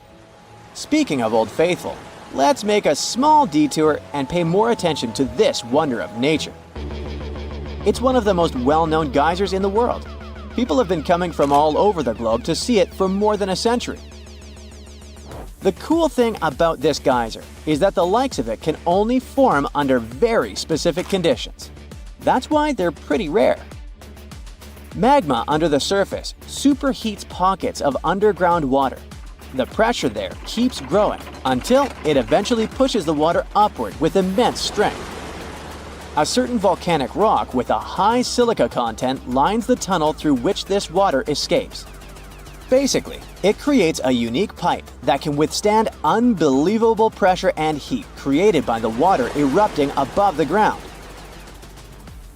Old Faithful was the very first named geyser in Yellowstone. If you come to visit it expecting the thing to erupt every hour on the hour, you're gonna be disappointed. On average, Old Faithful erupts every 91 minutes or so, which isn't that bad either. Plus, you can download a special app which will provide you with the approximate time of the next eruption. But be very careful while visiting and stay away from the site. The water erupting from the powerful geyser reaches 204 degrees Fahrenheit. The steam is even more scorching, up to 350 degrees Fahrenheit. It's hot enough to bake a cake. But let's get back to our volcanic hotspots. Scientists still don't clearly understand why there aren't many hotspot volcanoes on continental crust. One reason might be that the continental crust is much thicker than the oceanic crust, which is about 4 times as thick on average. Another reason could be that most of Earth's crust, about 2/3 of it, is oceanic. This means that there's less continental crust for hotspots to form under. Now, I bet those of you living in Arizona will appreciate the following info. We'll talk about a volcanic field right in the heart of this state, the San Francisco Volcanic Field. That's a massive area filled with over 600 volcanoes. Yes, they're mostly small, but it doesn't make them any less impressive.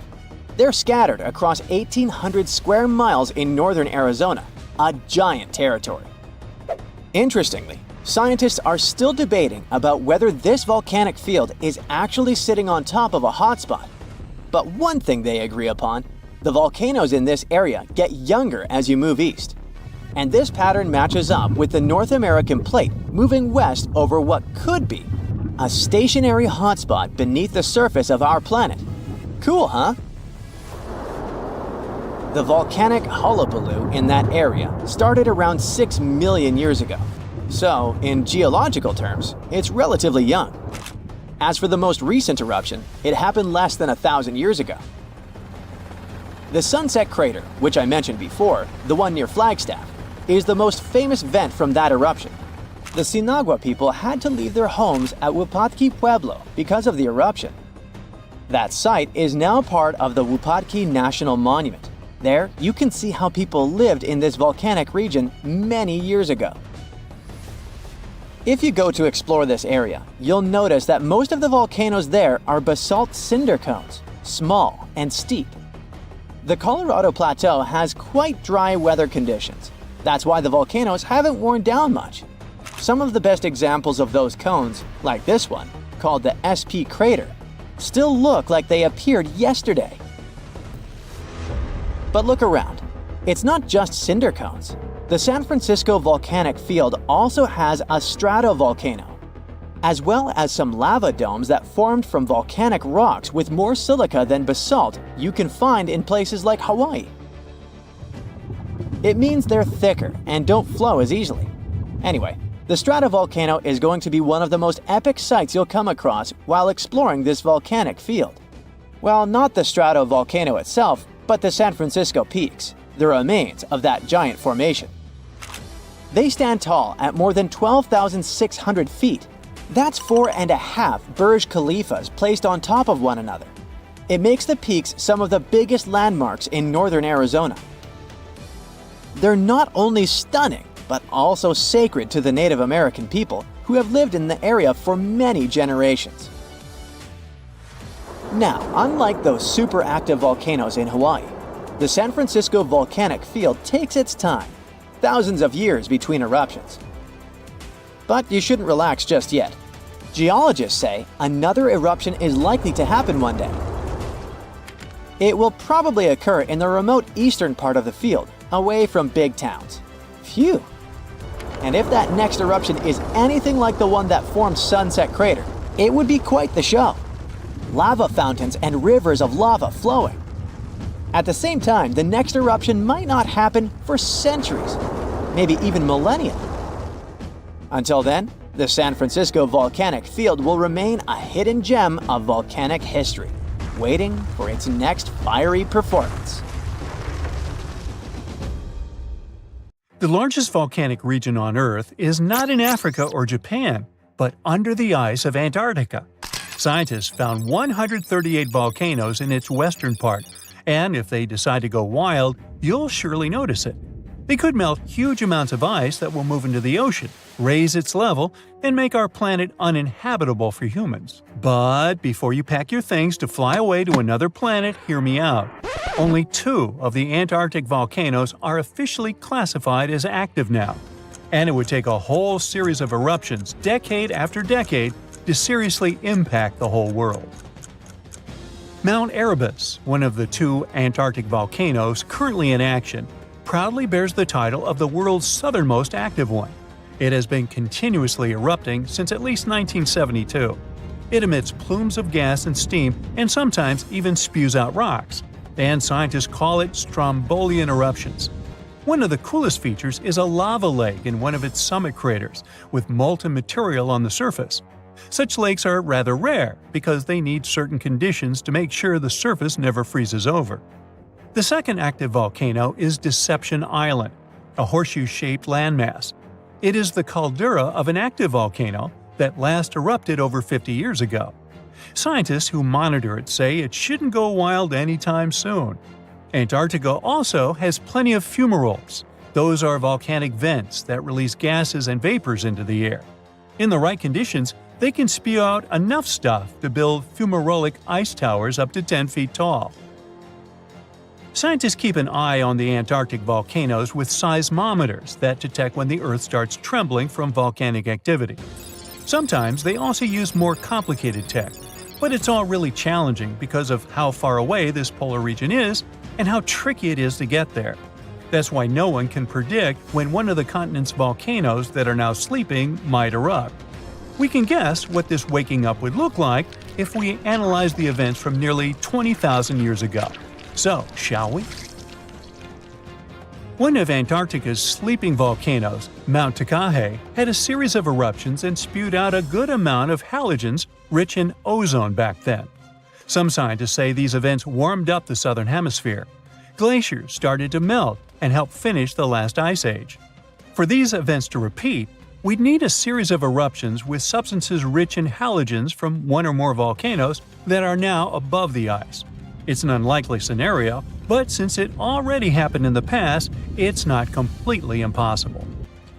As for volcanoes hiding under a thick layer of ice, it looks like their gases would hardly make it to the atmosphere, but they would be strong enough to melt huge caverns in the base of the ice and produce a serious amount of meltwater. The West Antarctic ice sheet is wet and not frozen to its bed, so this meltwater would work as a lubricant and set the overlying ice into motion soon. The volume of water that even a large volcano would generate in this way is nothing compared to the volume of ice beneath it. So, a single eruption wouldn't make a difference. But several volcanoes erupting close to or beneath any of the western Antarctica's big ice streams would. Those ice streams are rivers of ice that take most of the frozen water in Antarctica into the ocean.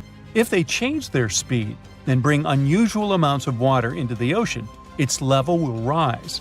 As the ice would get thinner and thinner, there would be more and more new eruptions.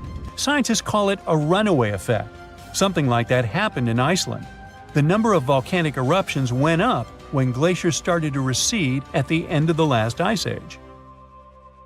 So, it looks like, for massive changes, several powerful volcanoes above the ice with gases full of halogens need to get active within a few decades of each other and stay strong over many tens to hundreds of years. Antarctica stores around 80% of all the fresh water in the world, and if they melted all of it, global sea levels would rise by almost 200 feet. And then we'd have to look for a new planet to live on. But this again is an unlikely scenario. It's more likely that the eruptions under the ice will lubricate ice streams and seep water into the ocean. But it wouldn't be the end of the world. A super strong, super angry supervolcano could do it though, and it has already happened in the past. Over 200 million years ago, the world went through a major makeover with not one, not two, but 4 massive volcanic eruptions in huge pulses. The supervolcano called Camp had been erupting over and over for 600,000 years. It all happened in Wrangell, a large chunk of land that used to be a supermassive volcano stretching across what's now British Columbia and Alaska. And it wasn't the lava or the volcanic ash that ruined the environment. The eruption made carbon levels skyrocket. The planet would never be the same again. This volcanic activity might have helped dinosaurs grow from cat-sized critters into giants we saw in Jurassic Park. It kicked off a 2 million-year rainy season. It made the whole world hot and humid, and the dinos just loved it. Researchers dug deep into sediment layers beneath an ancient lake in Asia to uncover these secrets. They found traces of volcanic ash and mercury, clear signs of those epic eruptions. There were carbon signatures showing huge spikes in carbon dioxide levels. It made the atmosphere toasty, and the rain poured down. So the bad news is, another eruption like this could happen. The supervolcano beneath Yellowstone National Park has been sleeping for nearly 70,000 years. But if it wakes up, it would be many times more catastrophic than the eruption of Mount St. Helens in 1980. It's considered the most disastrous volcanic eruption in U.S. history. It followed 2 months of earthquakes and injection of magma below the volcano that weakened and destroyed the entire north face of the mountain. The eruption column went 80,000 feet into the atmosphere and spread ash over 11 U.S. states and several Canadian provinces. The last Yellowstone eruption was 1,000 times greater than that. The ground above Yellowstone sits on a hot spot made of molten and semi-molten rock called magma. This magma stuff flows into a chamber beneath the park, about 4 to 6 miles down, making the ground puff up like a balloon. But then, as it cools down, the ground goes back to its usual state. Volcano watchers have been keeping an eye on this for a century. They noticed the ground lift up about 10 inches around 20 years ago, but since 2010, it's been going back down. The experts say we have no big eruptions on the horizon, so doomsday isn't coming anytime soon. But there's some underground activity going on lately which keeps us interested. Since humans haven't been around to witness every little thing Yellowstone does, it's kind of tough to say for sure what's brewing down there. Yellowstone has had some epic eruptions within the last couple million years. They happen like clockwork, with gaps of 600,000 to 800,000 years between them. The last big one was around 640,000 years ago, and it basically reshaped the entire landscape, spreading ash and debris as far as Louisiana. You can still see the aftermath of the last big eruption in the Yellowstone caldera today. Experts say a massive eruption like the last one is an unlikely scenario. We're more likely to see eruptions of steam and hot water or lava flows. When and with what force it will wake up remains a mystery to scientists. So this huge volcano, everyone thought to be extinct, woke up and spat out a black ash cloud 50 miles high. That's about 9 times as tall as Mount Everest. Located in what is now Indonesia, the powerful Krakatoa had caused huge tsunamis that rocked over ships as far away as South Africa. It also changed the temperatures around the world for several years. The volcanic island of Krakatoa in the Sunda Strait was likely born thanks to another major eruption several centuries ago.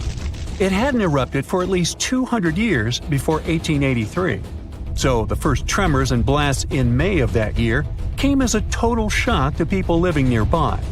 Then ships sailing through the busy water passage started reporting clouds of ash above the volcano. It went quiet again for a while, but they could still see ash above it. The eruption culminated at the end of August. It was so powerful that it shattered the island into fragments.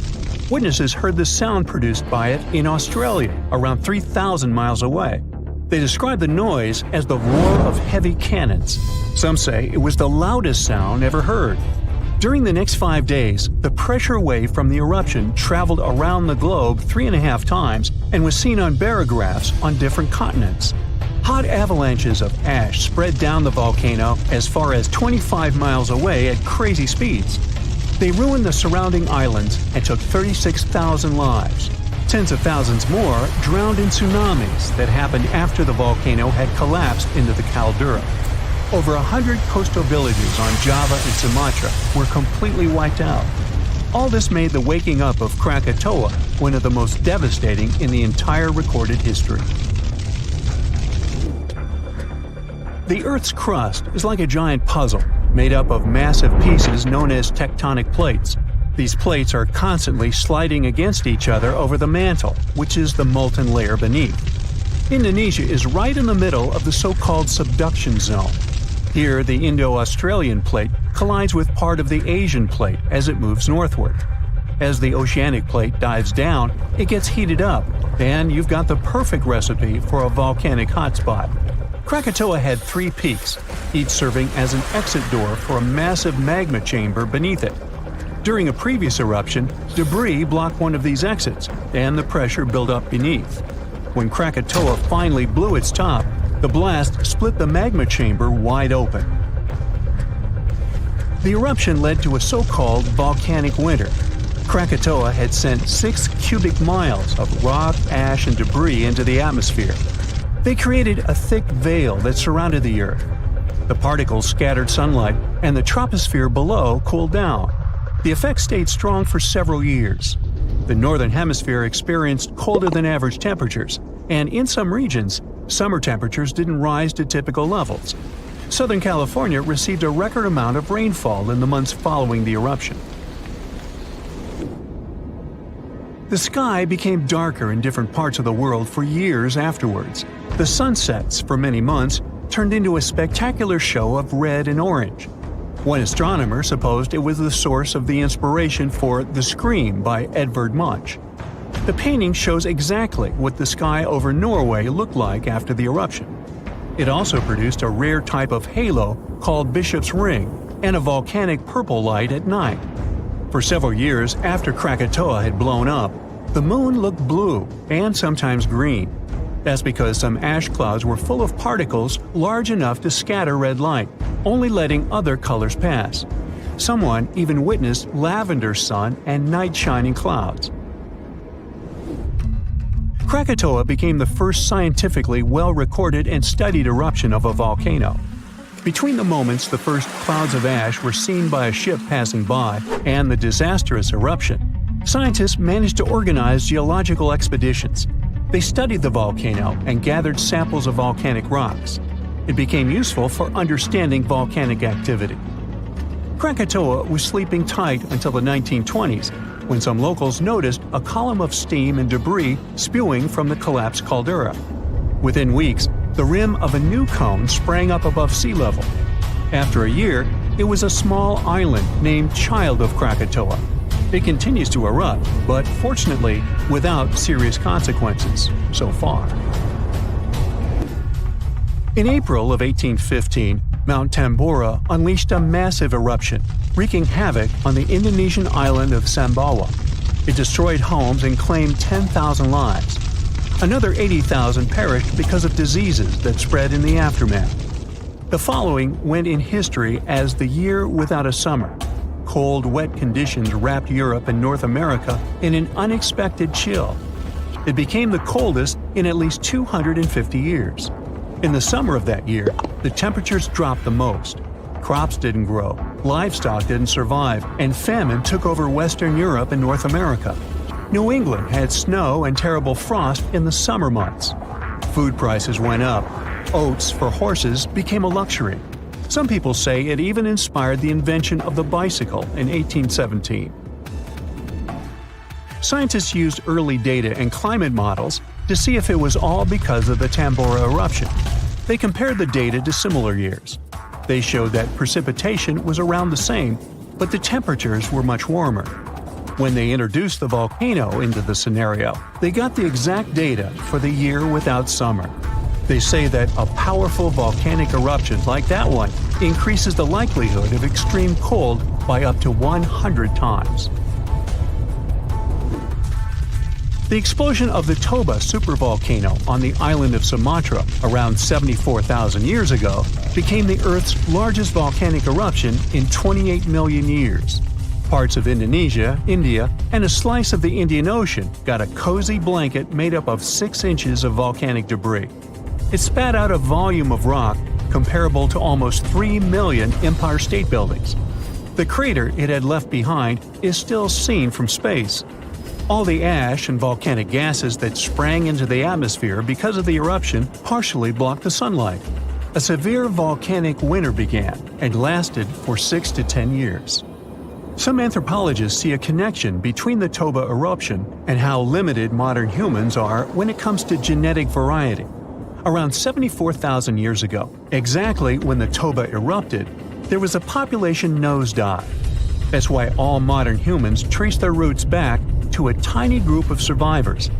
The Toba catastrophe theory proposes that most early humans in Europe and Asia didn't make it through the post-eruption climate chaos.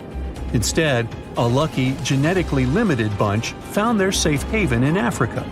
But archaeological and paleoclimate records disagree with this theory.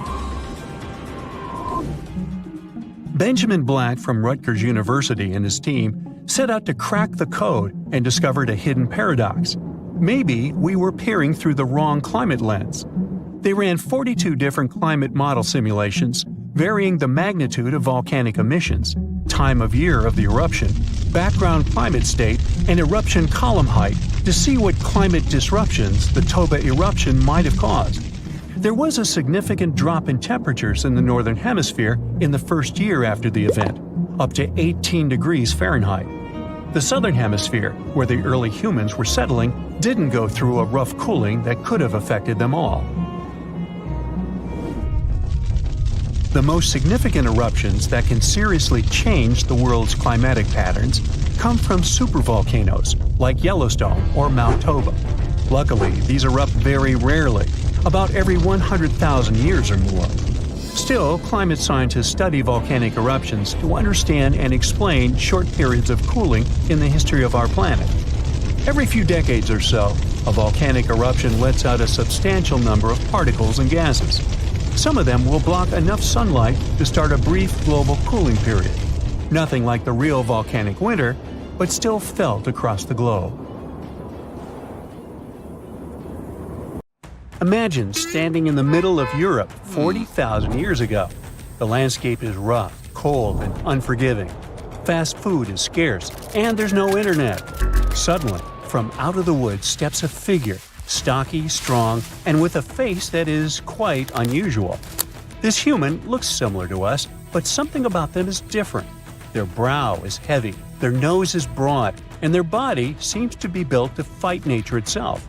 Well, congrats! You've just met a Neanderthal.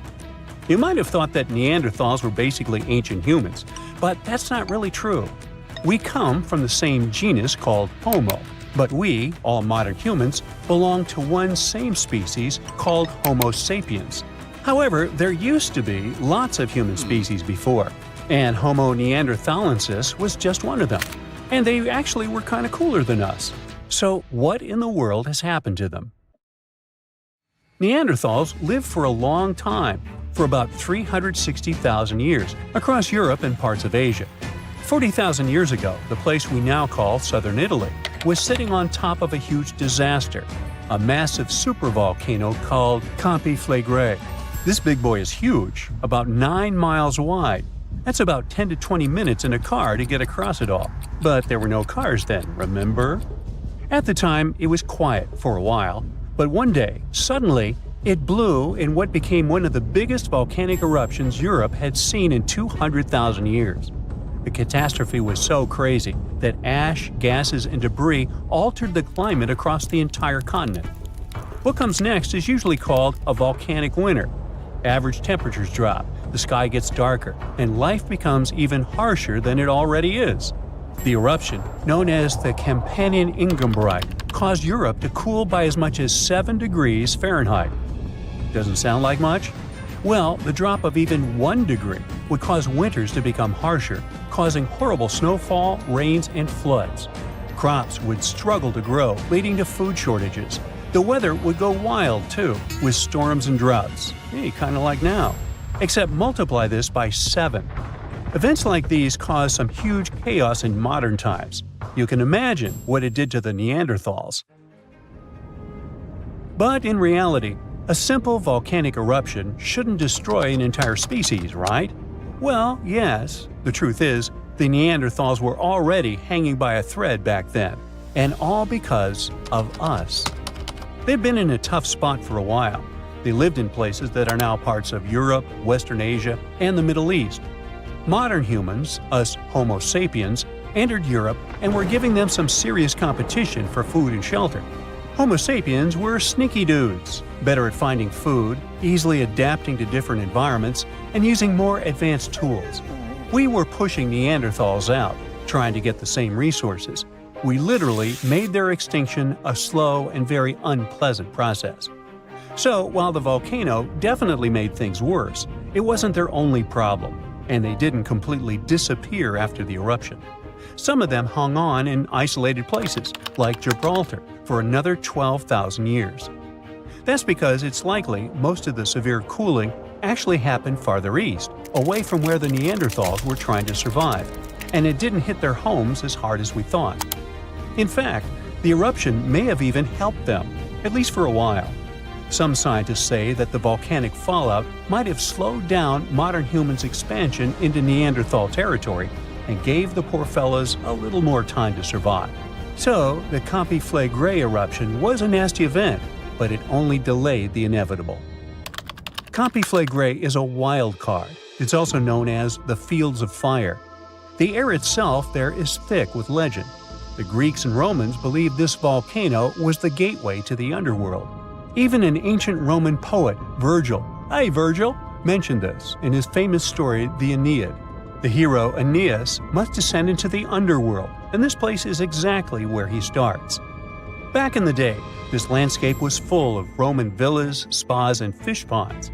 The elite had the time of their lives there. What they didn't know, though, was that they were standing on treacherous ground that could go crazy at any moment.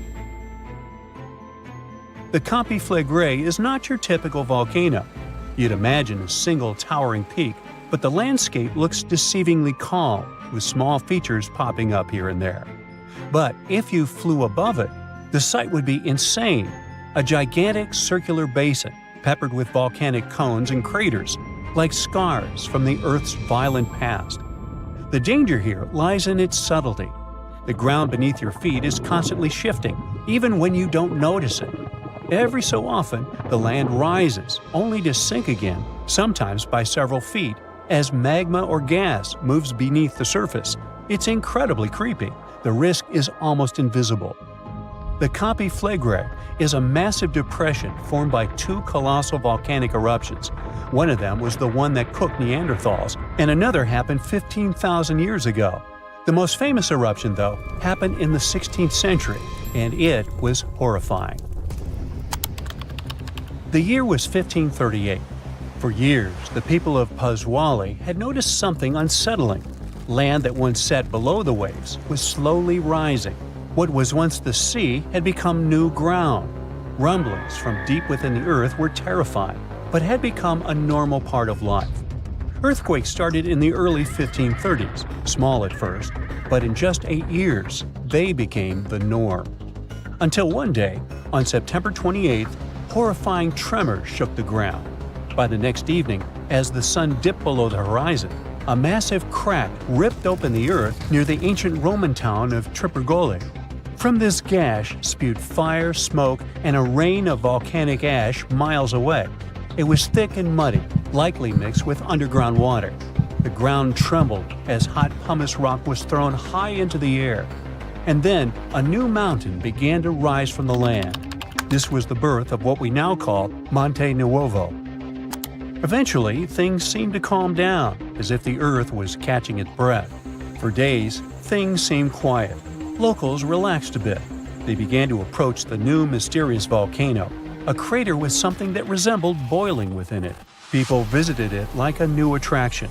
But then, just days later, the disaster struck again. At night, without warning, a new mountain went wild. A blast from the southern flank hurled scoria, chunks of jagged volcanic rock, into the air. This one was fatal for 24 people. The debris found afterwards was huge and coarse. For centuries after, the only signs of life from the Monte Nuovo were small fumaroles, jets of gas seeping from the earth. But then, even those faded away. Now it's just a lush green cone, a pretty sleeping giant. But the ground near Naples, Italy, is still alive. The Campi Flegrei sits quietly for now, but it might not be for long. It's showing signs it might be waking up again. This supervolcano looks like a hellish landscape, with its boiling mud pits, geysers, and steam vents. Romans and medieval Christians once believed it was a gateway to the underworld, and who can blame them? What's spooky is that recently scientists detected unusual activity under the surface. In 2012, Italian authorities raised the alert level on the volcano from green to yellow, meaning that it needs close monitoring. There are certain changes that usually happen before an eruption. The magma below starts releasing gases, which could weaken the rock above, eventually triggering a disaster. Unfortunately, no one can predict exactly when or if it will erupt. But if it does, the consequences could range from a minor inconvenience for locals to a global catastrophe. Its last tiny eruption happened in the 16th century, and it wasn't too bad. But if history repeats itself, like it was with Neanderthals, we're all cooked. An eruption like that could lead to global cooling, crop failures, and widespread famine. Right now, a group of scientists is trying to get a clearer picture of what's happening beneath the surface.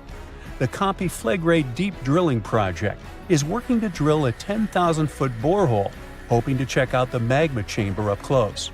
But at least for now, the supervolcano remains quiet, and let's hope it stays that way. So, you notice anything weird? Recently, there have been alarming changes in the water levels in different parts of Yellowstone Lake. At the same moment, the water level can be rising on one side of the lake and falling on the other. Ooh, it looks as if the lake basin gets lifted by some underground forces. Can it be a sign of a looming disaster? Geysers, mud ponds, and hot springs turn Yellowstone National Park into some extraterrestrial world. And all these wonders are fueled by a mighty supervolcano. Supervolcanoes produce super eruptions. When it happens, they launch more than 240 cubic miles of ash, molten rock, and hot gases up into the air. To make it easier to imagine, 4 super eruptions could fill the Grand Canyon to the brim. The Yellowstone giant was thought to be responsible for at least 3 enormous eruptions and countless smaller ones. In that region, the volcanic deposits are scattered over tens of thousands of miles. Scientists believe they had been created by many weak eruptions. But after doing more research, experts found out these deposits had been left by 2 previously unknown super eruptions. Those probably took place about 9 and 8.7 million years ago. This discovery means that the area around the Yellowstone volcano used to face a super eruption every 500,000 years. But over the last 3 million years, the hotspot has seen only 2 super eruptions. It makes scientists believe these catastrophic events are slowing down, or just maybe one is overdue. Anyway, if the Yellowstone supervolcano went off with as much power as it had 2.1 million years ago, it would spit out more than 588 cubic miles of boiling lava. That's more than 4,500 times the volume of Sydney Harbor. That's a lot of lava.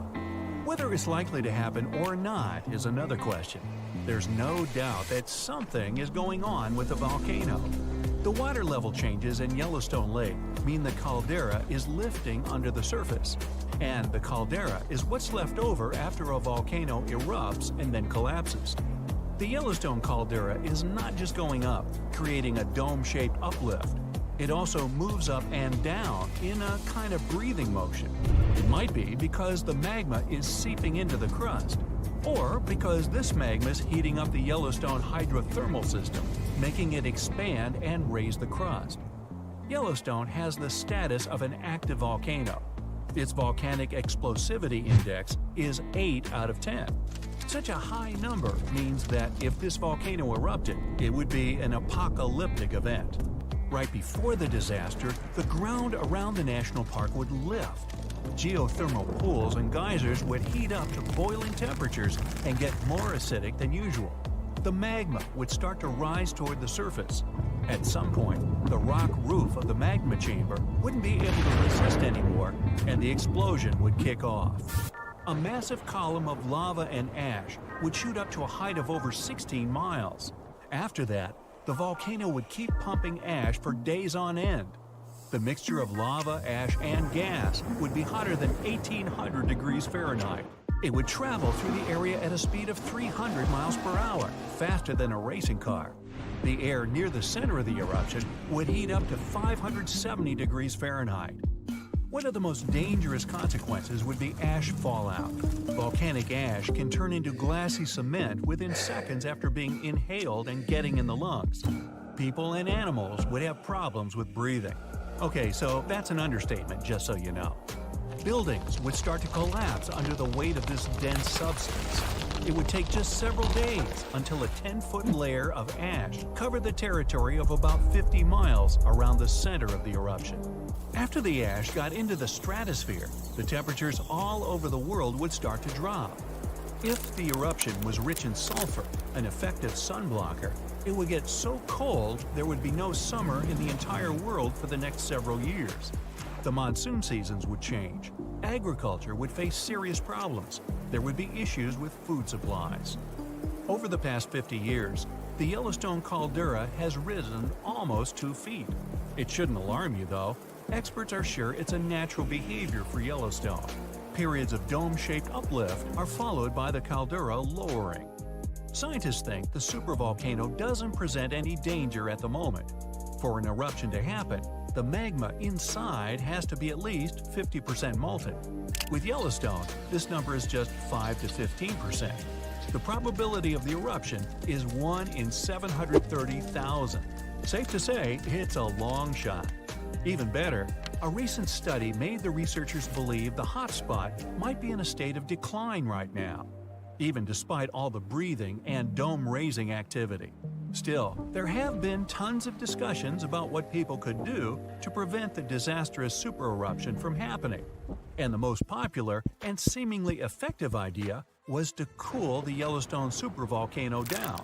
Unfortunately, there's a catch. The volcano leaks out only 70% of the heat which comes from its magma-filled chambers, but the rest of the heat stays inside. As soon as it reaches a particular threshold, the volcano erupts. If it was possible to extract at least 35% of the Yellowstone volcano's heat, the eruption could be avoided. The cooler the magma is, the thicker and stickier it gets. It stops being so fluid and doesn't try to get out to the surface anymore. After considering these facts, NASA scientists came up with a plan. They suggested drilling a 6 miles deep well and pumping down cold, pressurized water. The temperature of the water that would get back to the surface would be approximately 662 degrees Fahrenheit. This way, the heat would be gradually extracted from the volcano. And if a geothermal plant was built on the site, it would generate plenty of electric power. It would be very simple to produce, and its price would be very alluring, about 10 cents per kilowatt hour. At first glance, it was an amazing idea. But sometime later, it started to receive a lot of criticism. Imagine drilling through the Earth's crust, getting deeper and deeper, and then wham bam, you hit a hypothermal pocket. Uh-oh, get ready for a catastrophe. This can release gases that are likely to cause a series of super powerful explosions. In the worst-case scenario, it may even trigger a full-scale volcanic eruption. Now, you already know about its catastrophic outcomes, from fountains of lava and avalanches of molten rocks to climate changes all over the globe. Yeah, not good. Or let's say you're drilling a well to deliver cold water to the volcano, and then you suddenly hit its magma chamber. In this case, instead of cooling the giant down, you'll make the top of the magma chamber much more fragile than it used to be. And the whole construction will be at risk of collapsing at any moment. And don't forget that your drilling may also release toxic gases. They often accumulate at the top of the reservoir with magma. Can it get any worse? Well, yes it can. The whole process would stretch for more than 16,000 years. This method is too risky to cool the volcano down as fast as people would probably want. And scientists aren't even 100% sure that when the cooling system construction is finished, the volcano will stay cold for at least another 100 years. And last but not least, the project of making the Yellowstone supervolcano a bit cooler would cost a mind-boggling $3.5 billion. A huge price for something that might not work out altogether. Oh, by the way, Yellowstone isn't the only volcano that has a lava dome that's lifting at the moment. Lava domes are created when magma gets to the surface and then gathers around the vent. Scientists have found one of those inside an underwater volcano in Japan. This dome is more than 2,000 feet high and more than 6 miles wide. Even though the Japanese supervolcano seems to be sleeping, experts don't let their guard down. A volcanic system can go from being calm and docile to teetering on the edge of an eruption in the blink of an eye. Another massive dome is growing in the central Andes, on top of the planet's largest active magma store.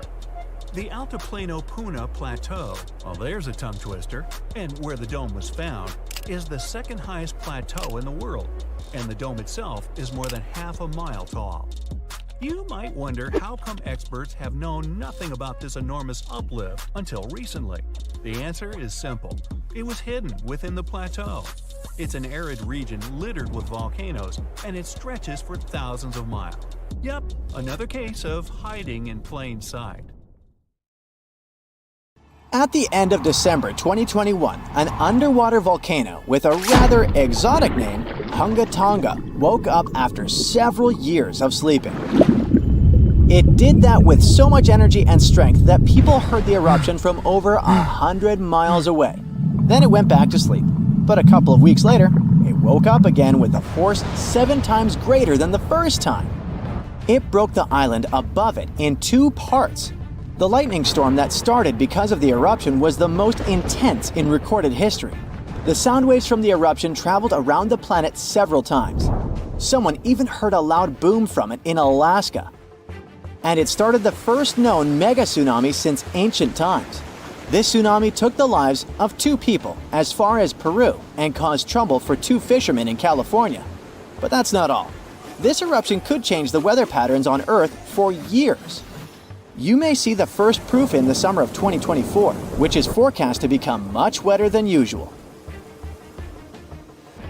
Scientists believe the eruption was caused by gas building up to a critical point. Different minerals, including anhydrite quartz and sulfides, were building up for several months until they blocked the flow paths and sealed the gas within Hunga Tonga. Normally, when a volcano erupts, the fumes cause a temporary cooling effect on Earth's surface. But Hunga Tonga's eruption was different. It didn't produce much fumes, but released a massive amount of water vapor, roughly equal to 60,000 Olympic swimming pools. The intense heat of the eruption turned huge amounts of seawater into steam, which then blasted high into the atmosphere. All that water vapor ended up in the stratosphere, a layer of the atmosphere that's too dry to form clouds or rain. Scientists don't have any observations of volcanic eruptions like Hunga Tonga to predict its effects on our weather patterns. They can't tell exactly how long these effects might last either. This is because the only way to measure stratospheric water vapor is with satellites, which have only been around since 1979, and there hasn't been an eruption similar to Hunga Tonga in that time. Experts from different countries started analyzing satellite data right after the Hunga Tonga eruption. They wanted to find out how long water vapor would stay in the stratosphere, where it would go, and, most importantly, what this would mean for the planet. The first big result of the eruption, at least partially, was a huge hole in the stratosphere that was hanging on for several months in 2023. By the time it appeared, the water vapor had reached the polar stratosphere over Antarctica. In the following years, there wouldn't be enough water vapor left to enlarge this hole. It looks like Hunga Tonga will have just a minimal effect on global average temperatures. But there are some surprising, lasting regional impacts. One of the scientific models forecasts colder and wetter winters for northern Australia until about 2029. In North America, it predicts warmer winters, and Scandinavia could have even colder winters. This is just one study though, and one approach to understanding how the eruption of Hunga Tonga can change our weather. We do have at least one example from history when a volcano eruption changed the world. Over 2 centuries ago, in 1815, Mount Tambora erupted and caused the year without a summer. In the following year, the winter was unusually cold and wet weather across Europe and North America. A recent study confirms that 1816 wouldn't have been this cold without the volcanic eruption. The immediate effects of the eruption were catastrophic, with tsunamis destroying homes, claiming 10,000 lives, and 80,000 more who fell ill in the aftermath. The eruption of Mount Tambora was one of the strongest in the last 1,000 years. It had ejected an enormous amount of sulfur dioxide into the stratosphere, which quickly spread across the world. It resulted in the coldest year in at least the last 250 years. In May, frost wiped out most of the crops in New York, Massachusetts, New Hampshire, and Vermont. By June, heavy snow covered the ground in Albany, New York, and Dennisville, Maine, and New Jersey had 5 straight nights of frost. The cold continued into late summer, which should have been the harvest season. In July, lakes and rivers were still frozen as far south as northwestern Pennsylvania, and frost stayed in Virginia until late August. Temperatures would drop from above normal summer highs to near freezing within just a few hours. The weather was completely unpredictable. Prices of food skyrocketed. The cost of oats for horses, which were the main mode of transportation, also rose sharply. Some people believe this situation inspired Carl Drees to invent the bicycle in 1817 as an alternative transportation method. Tambora changed weather patterns completely for not just 1, but 3 years. The whole planet got colder, and as crops failed, probably at least 1 million people starved. Scientists don't have solid evidence of volcano eruptions that have taken more lives than Tambora. But the Krakatoa eruption in Indonesia in 1883 is far more famous than Tambora because information about it spread worldwide via telegrams and photos. Its final blast was the loudest recorded sound in history, and people could hear it on 10% of the entire Earth's surface. The eruption started a tsunami with waves about half as tall as the Statue of Liberty. Still, it was less powerful than Tambora's eruption. The island that once hosted Krakatoa disappeared in the eruption, but new eruptions began less than 50 years later and created the Child of Krakatau cone in the center of the caldera of the old eruption. The new volcano still comes to life from time to time. Mount Vesuvius's eruption, which took down Pompeii, is one of the most well-known volcanic disasters in history. It took around 2,000 lives, much fewer than Tambora. According to a famous Roman author of that time, the eruption lasted 18 hours. Pompeii was covered by a layer of ash and pumice that was thicker than twice an average human height. The nearby coastline also changed dramatically. In today's world, the after effects of volcanic eruptions are often more dangerous than the eruption themselves. Thanks to advances in technology, we can now predict volcanic eruptions more accurately and use safety measures like evacuations and flight cancellations. But there's still a lot of risk that changes in weather patterns and drought all over the world, especially in areas like India, East Asia, and East Africa that are affected by monsoons. Volcano eruptions can also have effects you wouldn't probably expect, like the evolution of dinosaurs. These guys were once the size of cats, waiting for their time to shine. It came around 230 million years ago. This time is known as the Carnian pluvial episode. Before it, Pangaea was a dry and arid supercontinent. But then, there were 4 major volcanic events that pumped huge amounts of carbon dioxide into the atmosphere. Global temperatures and humidity spiked because of it. These massive eruptions most likely happened because of the Wrangellia Large Igneous Province eruption in what is now British Columbia and Alaska. This prolonged volcanic activity created the right conditions for dinosaurs to blossom and diversify, and also for the rise of other groups like modern conifers, ferns, crocodiles, turtles, insects, and early mammals. With higher temperatures and more rainfall, terrestrial plants have evolved, and humidity-loving ones have become dominant. Without those changes in the world, we could have a completely different natural history. There's some solid proof that volcanic activity has really changed the weather patterns back then. Scientists have found layers in the Earth's core that show different types of carbon. It means there were 4 massive releases of carbon dioxide into the atmosphere. The data on mercury and carbon together shows that the spike in mercury levels was thanks to a major volcanic event that affected the global carbon cycle and not just local eruptions. It's 9:59 a.m. when a man is jolted awake in his bed by a powerful, mysterious force. While he's trying to figure out what's going on, a giant 100-foot-tall column of water is already surging toward his hometown. In 20 minutes, most of his friends and family members will lose their lives when a sky-high wall of water sweeps away buildings, trees, and cars. And it can happen to you at any given time. It's the day after Christmas in 2004. Thousands of tourists from Europe and America are enjoying tropical beaches in Thailand, Sri Lanka, and Indonesia when a powerful undersea earthquake strikes off the western coast of northern Sumatra, Indonesia. It's a 9.3 magnitude earthquake, the most powerful ever recorded in Asia. It triggers one of the largest tsunamis in history, the Boxing Day tsunami, which will take the lives of 230,000 people within a few hours. The city of Banda Aceh in Sumatra, Indonesia, home to 260,000 people, is the closest to the earthquake's epicenter. In less than half an hour after the quake, huge 10-story tall waves crash into the city. More than 60,000 people lose their lives immediately. The destruction is so severe that almost no one in its path survives. Next, the tsunami hits Thailand.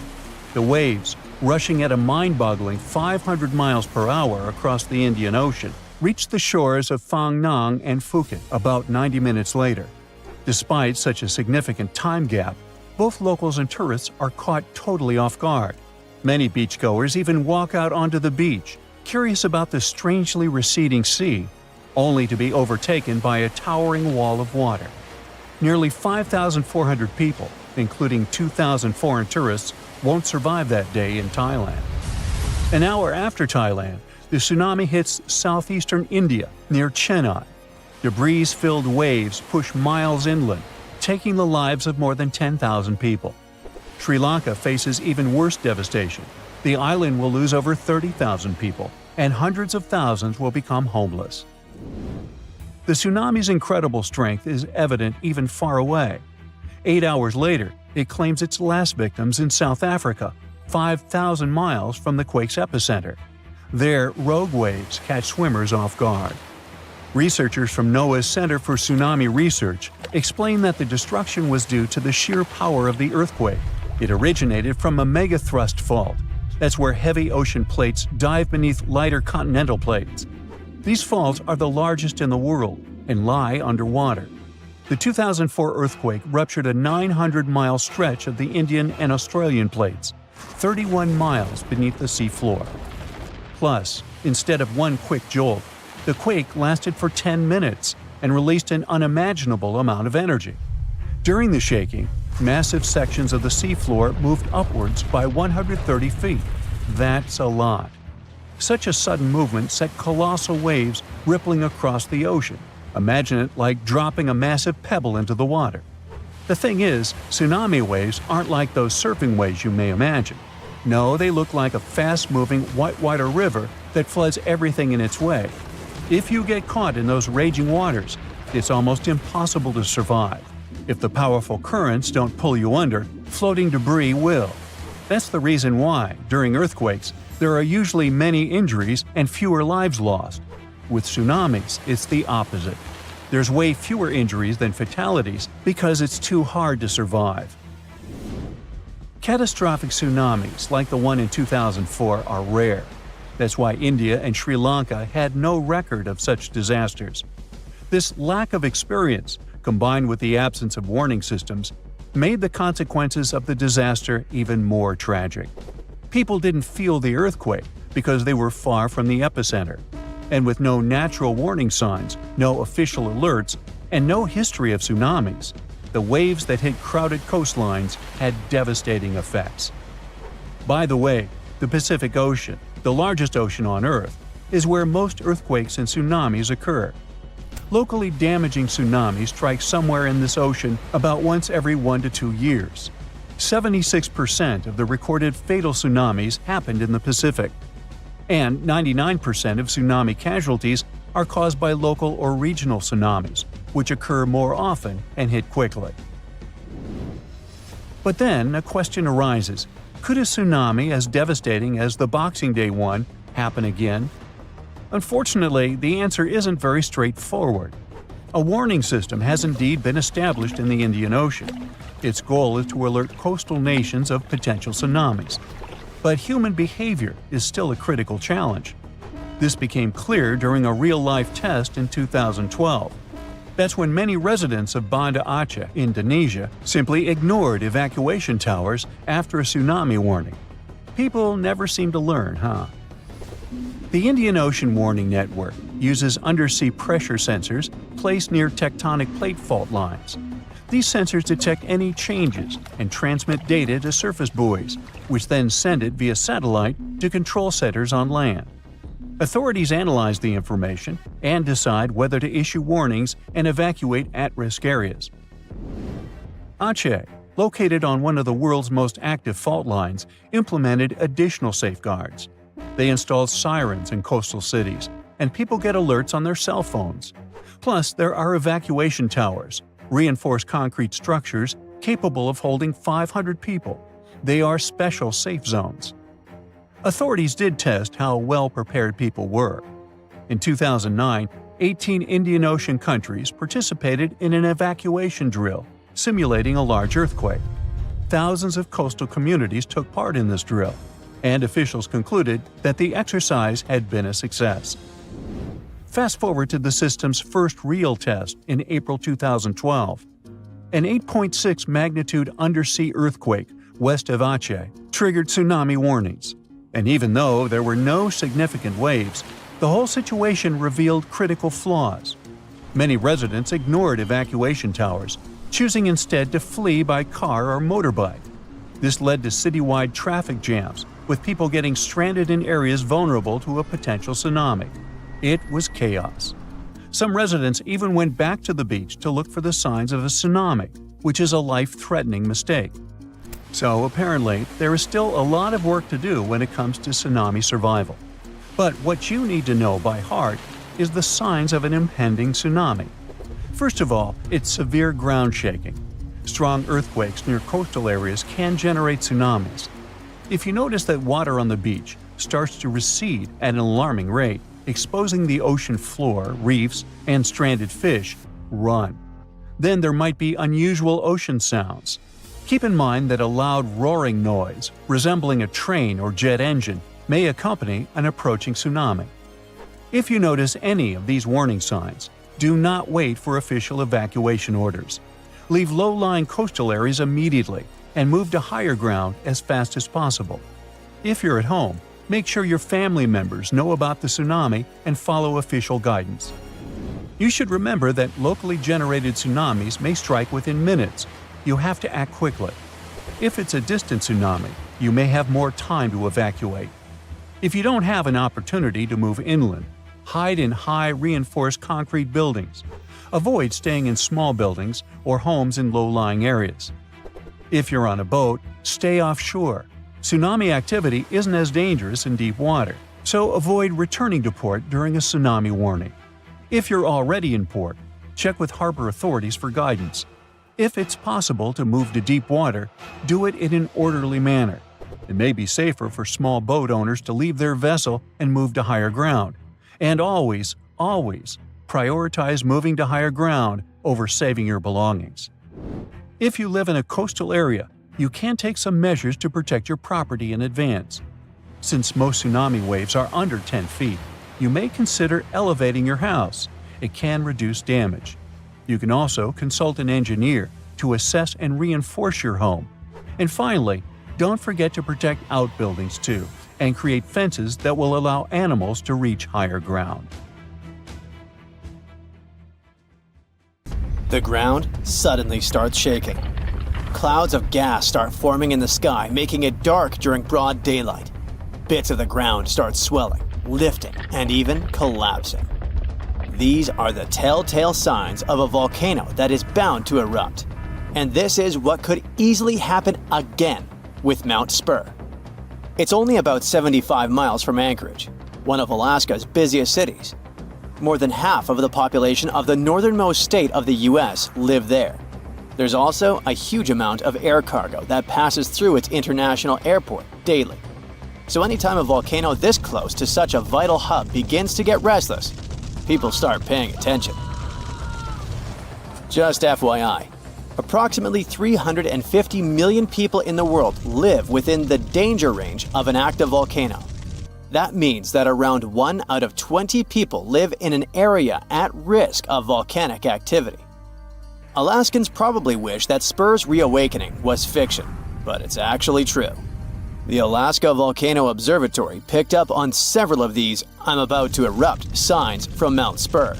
So much so that they raised the alert level to yellow, which means unrest above normal background levels.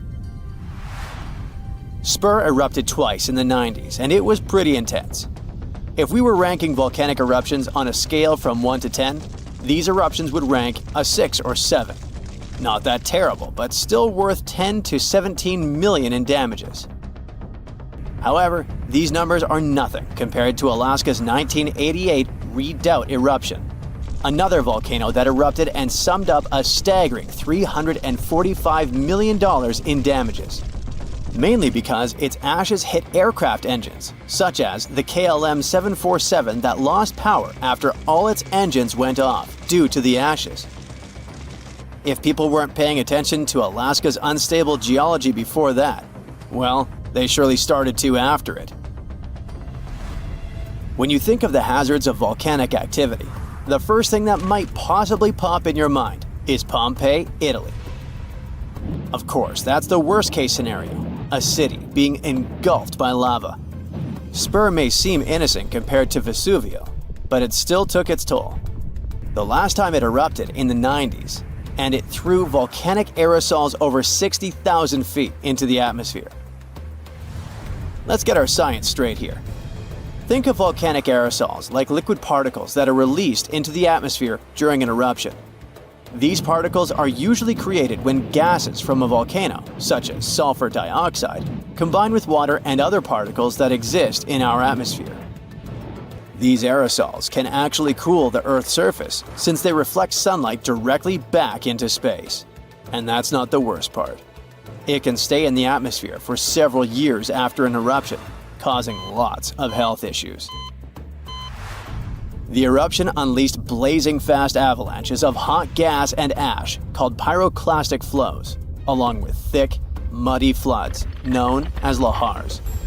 Oh, and there were also the massive volcanic boulders. These rock chunks were huge, some over 3 feet long, and they blasted out from the volcano like nature's cannonballs, landing more than 6 miles away. All that volcanic heat melted part of a nearby glacier, kicking off debris flows that dammed up the Chakachatna River and created a whole new lake along the valley. Some good came out of Spur's first eruption, though. The main lesson was, volcanic monitoring pays off. The local monitoring was able to reduce the economic damage done by the eruption, especially for a city that has an intense air traffic. Spur is deemed as dormant for the moment, but it could go off anytime soon. You see, volcanoes are classified as active, dormant, or extinct, depending on how much action they're putting on. If it's still active, it's still rumbling and erupting somewhat regularly. Dormant means it's had some recent activity, but it's still lying low for now. And extinct, that's when it's been quiet for such a long time that we figure it's done for good. One of the US's most dangerous active volcanoes is Mount St. Helens. This volcano is actually responsible for the most powerful eruption in US history. Its last blast was so intense, it threw off about 1,300 feet off its summit. Basically, the top of the mountain vanished, and if you thought Mount Spur's ash cloud was impressive, St. Helens wins the competition since it launched its ashes 80,000 feet into the sky. Eastern Washington plunged into total darkness. But it wasn't just that. In a matter of 3 minutes, the eruption hurled 3.7 billion cubic yards of blazing rock and dust, enough to fill 1 million Olympic-sized pools across 230 square miles of lush forest. Actually, the earthquakes that anticipated the eruption started weeks before May 18, 1980. A ground shake of magnitude 5.0 went off, triggering a landslide on one side of the volcano. By the end of the official eruption date, 57 people had lost their lives. Nearly 7,000 big game animals like deer and elk were wiped out, and millions of birds laid scattered on the burnt earth. Researchers don't think St. Helens will blow at the same magnitude again anytime soon, but they're keeping an eye on it, because this volcano is not exactly finished. By the way, the word volcano comes from the Roman name Vulcan, which was the Roman deity of fire, and they often happen at the meeting point of tectonic plates, which are the pieces of the Earth's surface that fit together like a jigsaw puzzle. The so-called Ring of Fire, located in the Pacific Ocean, is the world's danger zone when it comes to volcanoes. It contains between 750 and 915 active volcanoes. The largest volcano located in the Ring of Fire, also the largest active volcano in the world, is the Mauna Loa. It's over 13,000 feet high, and it's located in Hawaii. Researchers say that Mauna Loa has been erupting for at least 700,000 years. Its most recent eruption began on the 27th of November 2022, and it lasted until December 13th. It's been quiet since the 80s until it decided to wake up again. Thanks to constant monitoring by the Hawaiian Volcano Observatory, it didn't cause any casualties when it last erupted. Scientists have been investing big time on volcanic monitoring, not only to reduce economic hazards, but also to save lives. The most recent attempt has been to drill into volcanoes. Recently, a group of scientists went all the way to Iceland in one of the world's volcanic hotspots. There are around 33 active volcanoes in Iceland alone, but the one that is the most interesting to them the most is the Krafla volcano. The Krafla has erupted around 30 times in the last 1,000 years, and its most recent eruption was in the mid-1980s. The project named Krafla Magma Testbed, or KMT for short, is hoping to advance the understanding of how magma behaves underground. The main advantage of this drilling research is predicting the risk of eruptions, but it can also help to push geothermal energy forward. I mean, can you imagine having electricity that is run by the limitless source of volcano power? The KMT team will begin drilling holes deep into volcanic ground in 2027. They're aiming at reaching over a mile into the ground. After all, it's different to monitor lava activity when it's on the surface than when it is still below ground. This will allow researchers to listen to the pulse of the Earth, according to them. They're saying this research is as revolutionary as the first time man went to the moon. Oh, and speaking of that, I was shocked to discover that volcanoes exist all throughout the solar system. Yep, other planets and moons have volcanoes too. The largest volcano in our solar system is Olympus Mons on Mars. It's a shield volcano, much like the ones that make up the Hawaiian Islands. It's about 370 miles wide. If we transported it all the way back to Earth, it would almost occupy all of Poland. Yikes.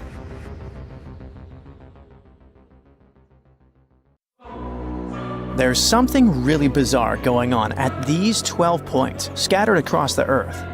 The vile vortices, as they're called, are these creepy spots over the Tropic of Cancer, the Tropic of Capricorn, and the North and South Poles, where weird forces seem to take over.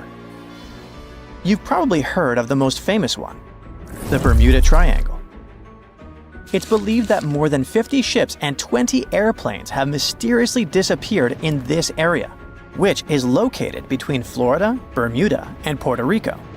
But what most people don't realize is that the Bermuda Triangle actually has 11 siblings, and these other spots can be even more terrifying. Let's start with Mohenjo-Daro. This was a thriving city located in what is now Pakistan. Built around 2500 before the Common Era, this urban center was once home to about 40,000 people. But then, suddenly, people abandoned it by the year 1700 before the Common Era. In the 1940s, an archaeologist discovered 39 human skeletons at the site, which fueled a theory that the city was invaded by some other civilization at some point. But honestly, it's hard to confirm that, since archaeology doesn't really explain the city's sudden destruction or the disappearance of its people. It's led to a bunch of bizarre theories.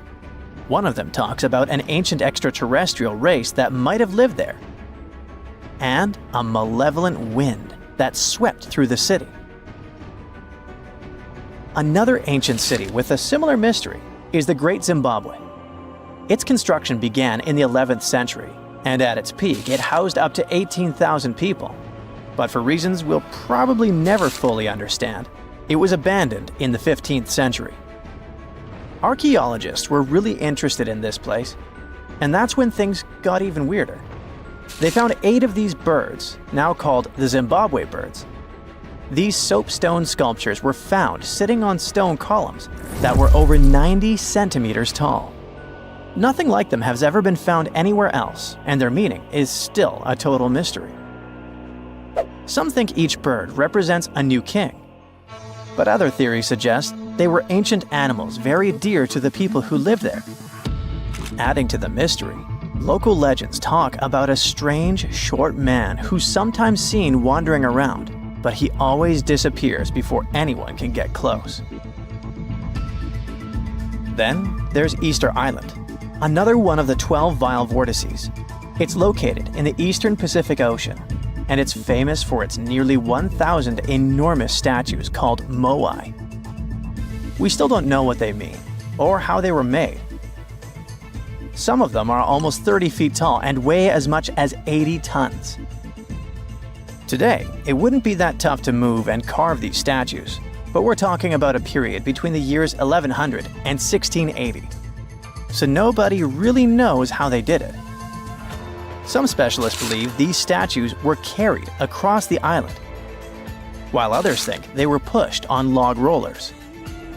But the most bizarre theories suggest extraterrestrials were involved.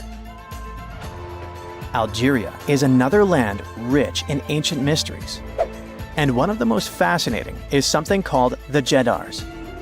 These are 13 monuments with square stone bases and angular mounds, built between the 4th and 7th centuries. But the weird part is, no one knows their purpose. One of them had an inscription in Latin, but it was so worn down that the message was nearly impossible to read. The best guess so far is that these monuments were probably tombs for royalty, although no one knows exactly who was supposed to be buried there. What we do know is that there are many myths related to strange disappearances in the region. The next mysterious spot is located south of Tokyo in the Pacific Ocean, and it's called the Dragon's Triangle. Does that name ring a bell? Yep. Just like the Bermuda Triangle, this area is known for strange disappearances of airplanes and ships. One of the most chilling stories dates back to 1945, when a plane allegedly vanished. The pilot supposedly sent a radio transmission right before the aircraft disappeared, claiming that something strange was happening in the sky, like it was opening up or something. While this story is definitely eerie, the truth behind it and many other Dragon's Triangle legends is still up for debate. If you type Hamakulia volcano into Google Earth, you'll find it located in Hawaii's Ring of Fire. But this place is so shrouded in mystery that it's hard to find much information about it. Some legends speak of unusual electrical energy being detected in the area, and there's even a story about an eyewitness who claimed to see a plane flying over it totally disappear from the radar. Another eerie spot is the South Atlantic Anomaly, which is an area on Earth where natural radiation flows out of control. While this doesn't affect our daily lives on the surface, it has a pretty big impact on Earth's atmosphere.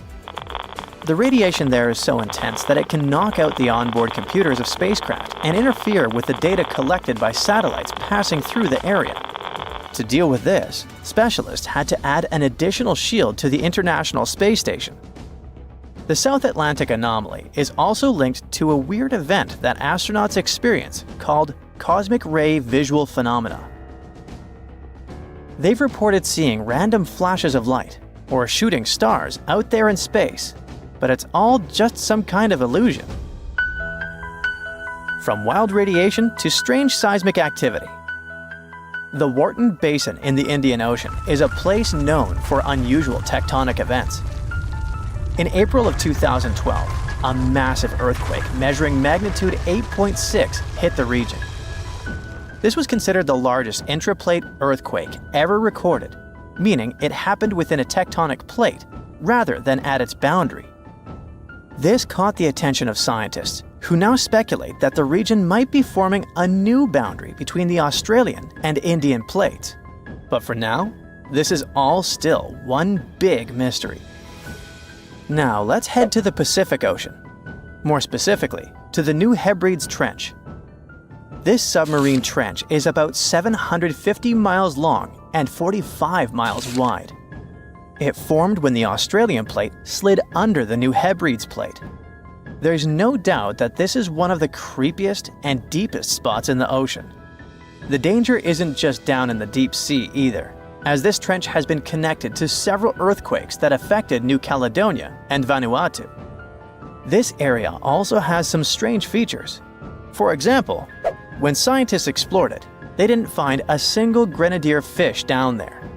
This type of fish is one of the most common deep-sea creatures you would expect to see in trenches around the Pacific.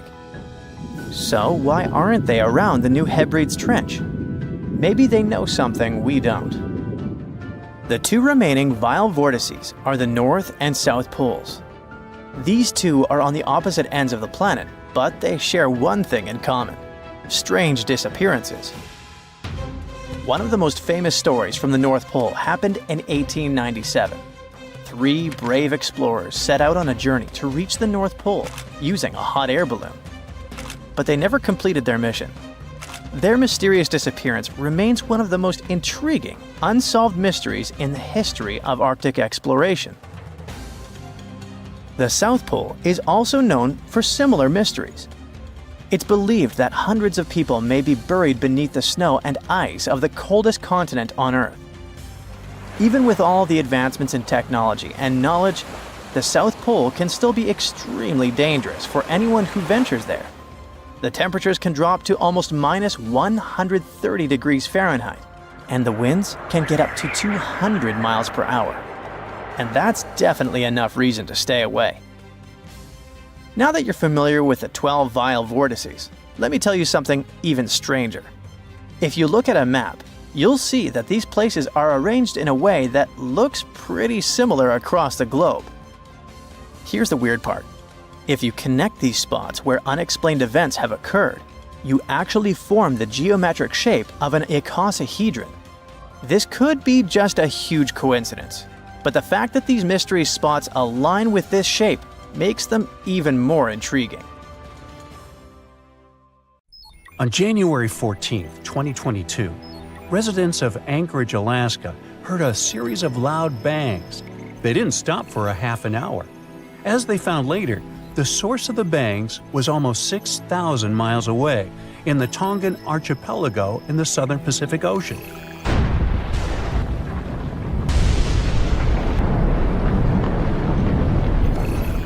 The Hunga Tonga underwater volcano abruptly woke up from its sound sleep. It last erupted at the end of December 2021 after several years of inactivity.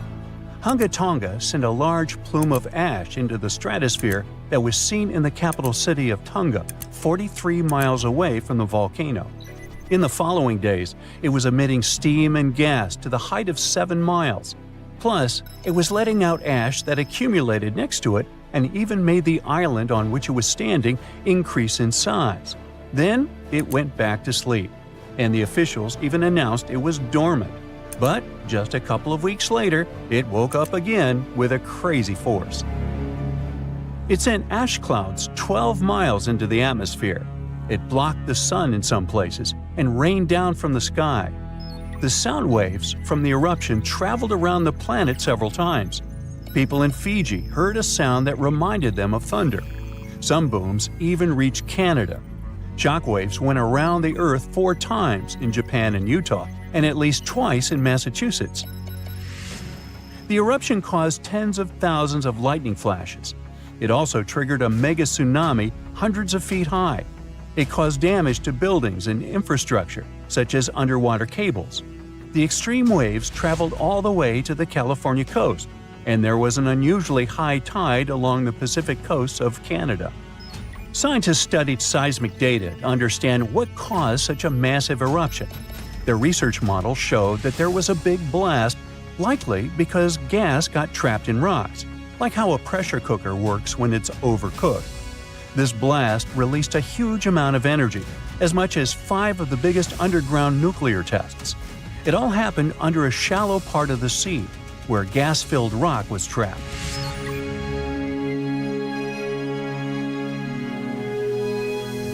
Now, normally when a volcano erupts, the fumes cause a temporary cooling effect on the Earth's surface. But Hunga Tonga's eruption was different. It didn't produce many fumes, but released a massive amount of water vapor, equal to 60,000 Olympic swimming pools. The intense heat of the eruption turned vast amounts of seawater into steam, which then blasted high into the atmosphere. All that water vapor ended up in the stratosphere, a layer of the atmosphere that's too dry to form clouds or rain. Scientists don't have any observations of volcanic eruptions like Hunga Tonga to predict its long-term effects on our weather patterns. This is because the only way to measure stratospheric water vapor is with special satellites, which have only been around since 1979, and there hasn't been an eruption similar to Hunga Tonga in that time. In fact, the Tonga eruption is the most well-recorded blast of its kind in recent history. Scientists had lots of tools to study it, like satellites that took pictures from space and sensors that listened to the vibrations and movements in the Earth. There was a similar eruption in 1991 at a volcano in the Philippines, but back then, they didn't have as many advanced tools as they do now to study it closely. Experts from different countries looked at satellite data right after the Hunga Tonga eruption. They wanted to find out how long water vapor would stay in the stratosphere, where it would go, and of course, what this would mean for the planet and for all of us.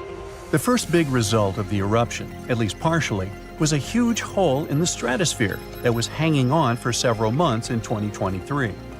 By the time it appeared, the water vapor had reached the polar stratosphere over Antarctica. But Hunga Tonga ended up with just a minimal effect on global average temperatures, at least for now. Let's just hope it won't repeat the story of Mount Tambora volcano in present-day Indonesia. Over 2 centuries ago, in 1815, this bad guy erupted and caused the year without a summer.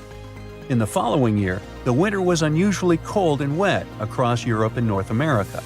There were also some catastrophic tsunamis, destroying homes that took 10,000 lives and 80,000 more who fell ill in the aftermath.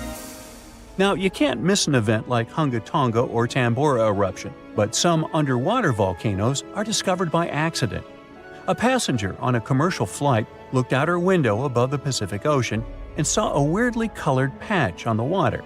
She thought it could be an oil slick or a floating pumice raft, which is a telltale sign of a recent volcanic eruption. She decided to send a photo of this scene to a geologist. And that's how scientists found one of the largest volcanoes in the world, Havre. It's hiding about 3,000 feet below the surface. In 2012, Havre had a massive eruption that lasted about 90 days. Hot lava poured out of 14 different vents around the volcano's semicircle-shaped opening. Havre is just one of many volcanic systems covered by thousands of feet of water. These volcanoes are the most active on Earth and are part of a giant system called mid-ocean ridges that stretches around the world. This system produces about 75% of all the magma that comes out of Earth's volcanoes each year. It releases over half a cubic mile of lava. When the magma cools down, it forms the edges of new ocean plates, which are like giant puzzle pieces that make up the Earth's crust. A team of scientists studied material left on the ocean floor by volcanic eruptions from the Bronze Age. About 3,600 years ago, a volcano that was partly underwater in the southern Aegean Sea woke up with a bang. This eruption destroyed the island of Santorini and sent massive amounts of ash, rocks, and gases into the air. It left behind thick layers of ash and rock that settled in piles on the ocean floor. Scientists have been studying the ancient Santorini eruption for several years to figure out what happens during such massive ones. Their research helps explain how future volcanic eruptions could affect the weather on our planet. The study also helps scientists understand the strength of the eruptions, how high the eruption columns might go, and the sizes of the waves that form when all that ash and rock settles into terraces on the ocean floor. This information will help predict the dangers of future eruptions. Now, when a volcano erupts, the last place you want to be is inside it. But scientists did it for you. Well, kinda. They produced a smart new imaging technique that uses the best ideas from medical imaging and optical telescopes. Matrix imaging, that's what it's called, makes it easier to understand what's happening underground, even when there aren't many sensors available. These sensors, called geophones, detect and record the movement of seismic waves, which are vibrations that travel through the Earth. By studying these waves, scientists can learn about the distinct types of rocks and how they are arranged beneath the surface. The researchers test their method on a volcano in Guadalupe in the Caribbean Sea. There aren't so many geophones on this site, but the scientists combined the data from multiple geophones thanks to this new tech. They used a special trick called the memory effect to reverse the distortions that happen when seismic waves bounce off different underground materials and figure out what the original signals look like. The researchers could clearly see the structure inside the volcano down to a depth of about 6 miles, with incredibly detailed images in a resolution of over 300 feet. They found out that there are many layers of magma stored underground. These layers are connected to other deep parts of the Earth. Knowing about these layers and how they work could help scientists make better guesses about when a volcano might erupt. If they can do that, they might be able to warn people earlier and keep them safe from dangerous eruptions. Sandy Island is a creepy landmass that appeared on world maps for nearly 200 years before vanishing into thin air. Located in the South Pacific between Australia and New Caledonia, this phantom island was first documented by explorers in the 18th century and continued to pop up on maps and even scientific surveys. But when a research ship sailed through its supposed coordinates in 2012, they found nothing but open water. They even measured the ocean depth at this spot, and it was always more than 4,000 feet deep. so there was no chance of a big piece of land could be hiding under the water. To make things even weirder, when you look up its exact coordinates on Google Earth, you'll still see a faint outline of what looks like a long, thin island, but with no landmass in sight. Theories about its disappearance talk about possible cartography errors, but the mystery of how a whole island fooled the world for centuries is still unsolved. Now, speaking of mysterious islands, let's dive into the enigma of Hashima Island. Located off the coast of Nagasaki, Japan, this small island was once a bustling coal mining facility, thriving with workers and families. But as the demand for coal declined, the island was abandoned in the 1970s, leaving behind a haunting ghost town. Today, Hashima stands eerily silent, with crumbling concrete buildings and overgrown vegetation. And if you are brave enough, you can do a virtual tour using Google Earth. But there are other places where digital maps won't let you see much, like the Ward Islands in Australia. If you search for its coordinates, you'll notice a bunch of blackout spots near the coast. This has led to all sorts of wild speculation online, sparking curiosity about what might be hidden beneath the surface. I mean, is it just a glitch? Or could there really be some unusual wildlife down there? Well, we still don't have concrete answers for these obscured areas, but it is worth mentioning that this region is part of a wilderness protection area. This place is an important zone for the Australian sea lion and the New Zealand fur seal, for example. So, these blackout spots could be just part of a plan to keep everything private and protected out there. From creepy islands to abandoned places, if you ever find yourself driving through Rio de Janeiro, you might catch a glimpse of something unsettling – a group of creepy Santas, faded candy canes, and rusty slides surrounded by palm trees and dense greenery. This is Park Aba Noel, an eerie, abandoned Christmas-themed amusement park in Brazil. The park's creator had big dreams, thinking it would become a massive, eclectic attraction with different themed areas. We're talking about a space the size of 460 football fields. Work started in 2000, but the place shut down a few years later after the creator tragically passed away in a car accident just meters from the park's entrance. Today, the attractions are slowly being taken over by rust. This totally feels like something out of a sci-fi movie, but those multicolored rings are actually right here on Earth, in Yellowstone National Park to be exact.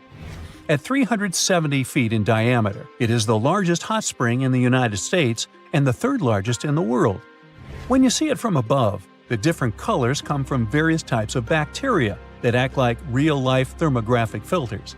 Each type of bacteria thrives at different temperatures, and their colors reflect the heat levels in different parts of the spring. Our next stop is in Italy, where you can find the Villa de Vecchi, also known as the Red House or the Ghost Mansion. For every ghost mansion, there's an urban legend behind it.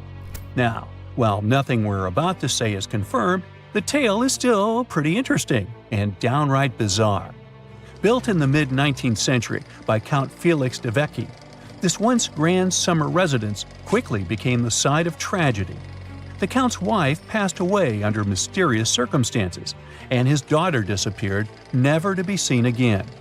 Devastated, the Count is said to have spent his remaining days searching for answers. Over the years, the mansion fell into ruin, with local legends adding to its haunted reputation. Some claim to hear strange noises or see ghostly figures, while others whisper about unusual rituals that might have taken place there. Though crumbling and overgrown, Villa de Vecchi remains popular for those intrigued by its eerie history. While we've explored eerie and abandoned human-made structures, let's take a look at a place where nature's forces left their own massive mark – the Meteor Crater in Arizona. The site was formed in an instant about 50,000 years ago, when a large iron-nickel meteorite slammed into Earth. Measuring just under a mile wide and 560 feet deep, the crater is one of the best-preserved impact sites in the world.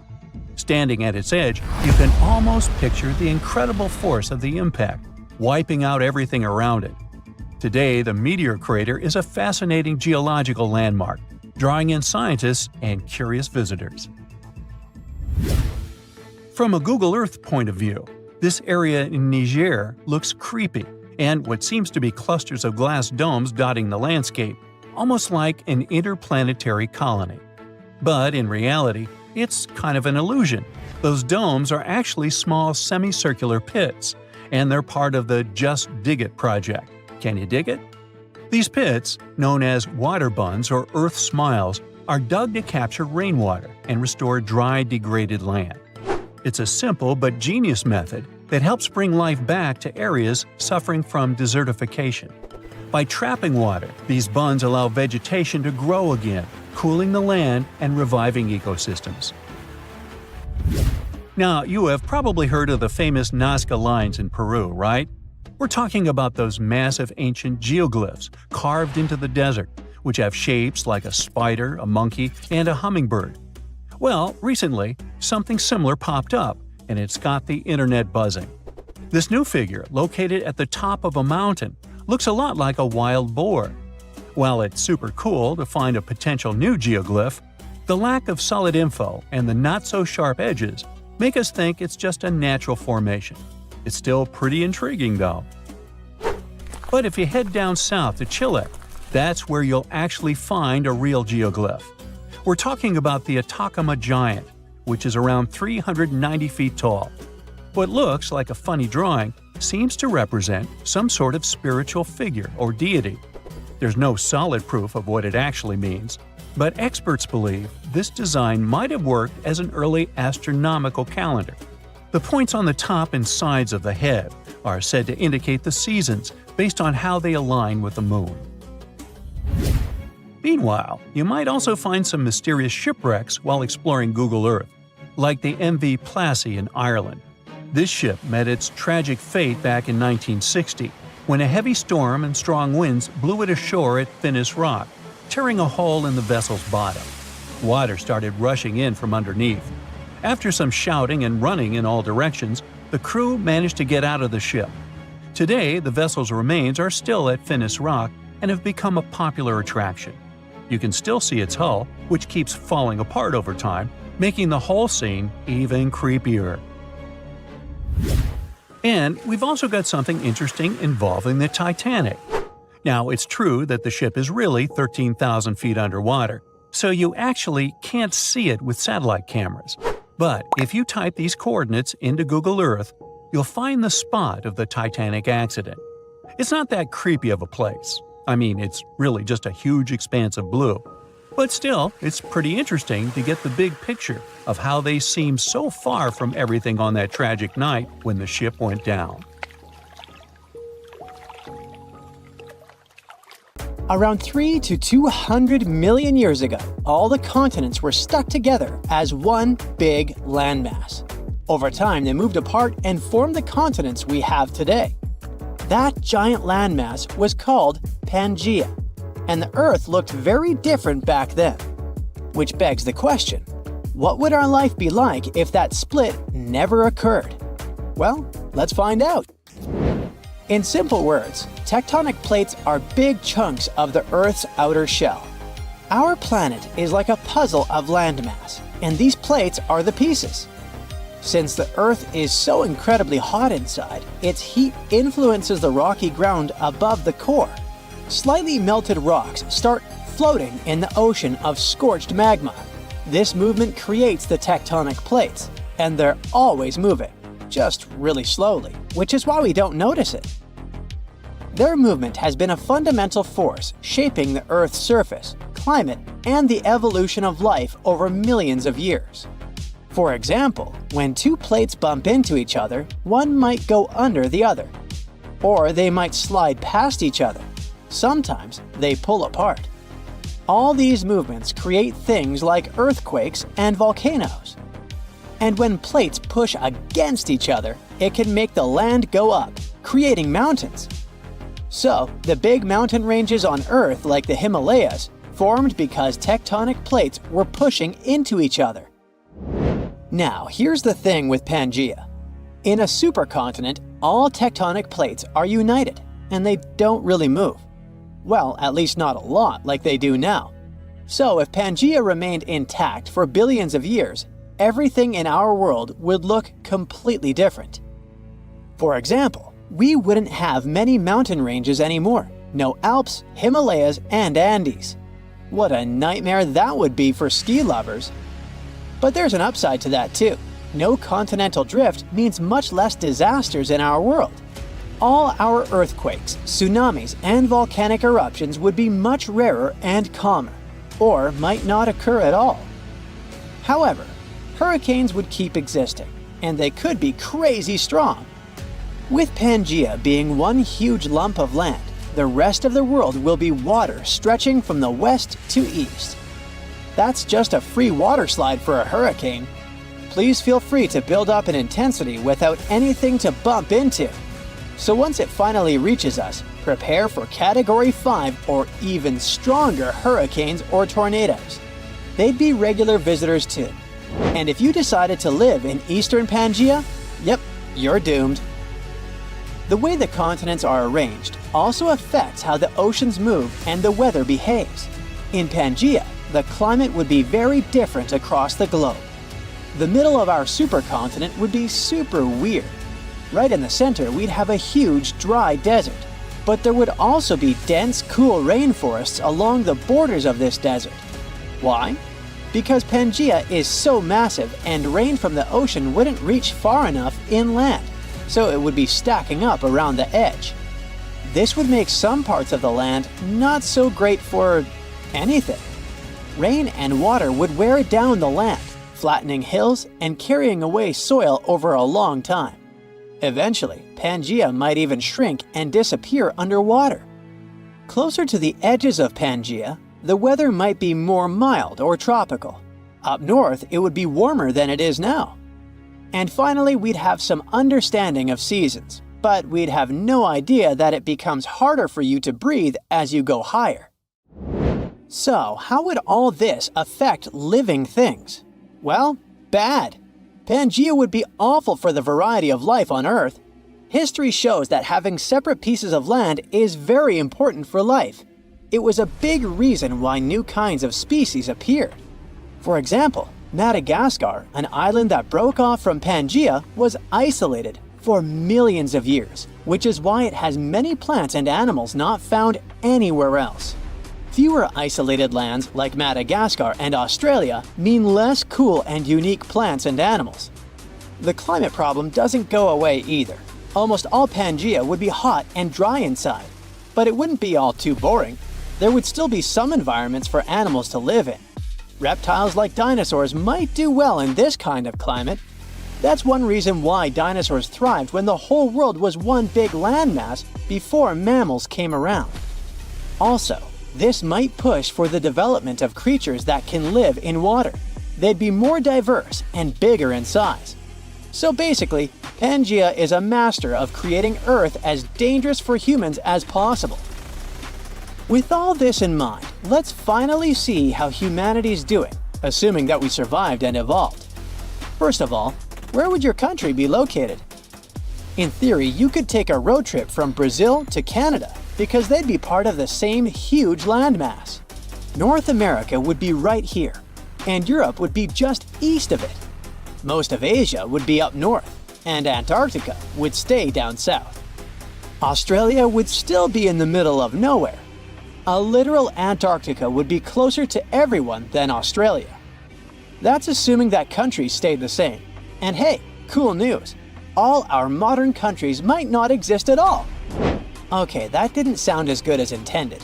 More precisely, the countries would have completely different boundaries, and the world would be much more peaceful and united. Let's see. First, we'd form some tribes. But since we would share the land, we'd have to compromise. We can't all have the only coast or only inland regions. Each tribe would probably get a fair piece of the land so that everyone could meet in the middle to settle problems or make trade agreements. As tribes got bigger, people would move to new lands, separated by deserts and forests, forming their own nations. The hunter-gatherer era might take some more time, since we have fewer animals and plants. If we started hunting, we'd probably wipe out all the big animals pretty quickly, except for the ones we could potentially domesticate. Imagine having dinosaurs as pets! But the whole supercontinent would quickly enter the agricultural era, because whatever technologies we discover, we'd share them with each other right away. The main difference would be that during our age of exploration, there would be mostly small, isolated islands to discover. Travel and trade would be easier too. Cultures would be less distant from each other compared to our world. For example, right now, Native American culture is very different from Pacific Island culture because they've been separated by water for a long time. But on Pangaea, cultures might form a continuous line from the southern tip to the northern tip, which means all cultures would be very closely related. And that wouldn't be the only similarity. Our appearances would be very much alike as well. Since Earth is still tilted on its axis, the very north and south will stay cooler. So even though some people would still have white skin and blonde hair, in general, everyone would still have less melanin. Around the central part where the sun is always shining, most people will still have dark or tanned skin. This could create a more similar world where people could see themselves as global citizens and Earthlings. The sad part is, we probably wouldn't be as motivated for technological progress as we are now. All the land is already known. There's no need to explore. The weather is mostly good and warm. The crops are growing well, the neighbors are hopefully peaceful, which is why humans would be fine with things as they are. We'd probably stick to basic tools and science. Of course, we're naturally curious creatures, so we'd still have some progress. It just would be very slow compared to our world. What sounds boring for some might sound awesome for us. Our life would be less exciting, but we'd be more united and peaceful. Maybe, in a world like that, we learn to treat each other with more kindness and love. But we can only imagine. Now, our planet has gone through 5 mass extinctions. One of them was so bad, it wiped out over 95% of life forms on our planet. Scientists think they might have found the culprit: volcanoes. Scientists took some ancient rocks from a dozen global locations and found elevated levels of mercury, which was released by volcanoes millions of years ago. This points to volcanic eruptions as the probable cause of the Permian-Triassic extinction event. The mercury didn't just come from rocks, it was from the atmosphere. This means that when the volcanoes erupted, they released this poisonous gas into the air. They produced about 720,000 cubic miles of ash, vastly more than the infamous eruption of Mount St. Helens. The gas left a trace that marks one of history's most significant catastrophes, setting the stage for the age of dinosaurs. These eruptions most likely released mercury by igniting large coal deposits. Shallower waters showed mercury spikes right at the extinction's main horizon, while deeper sections recorded spikes tens of thousands of years earlier. This could mean that the effects of the volcanic activity and the extinction it triggered varied across different ocean depths.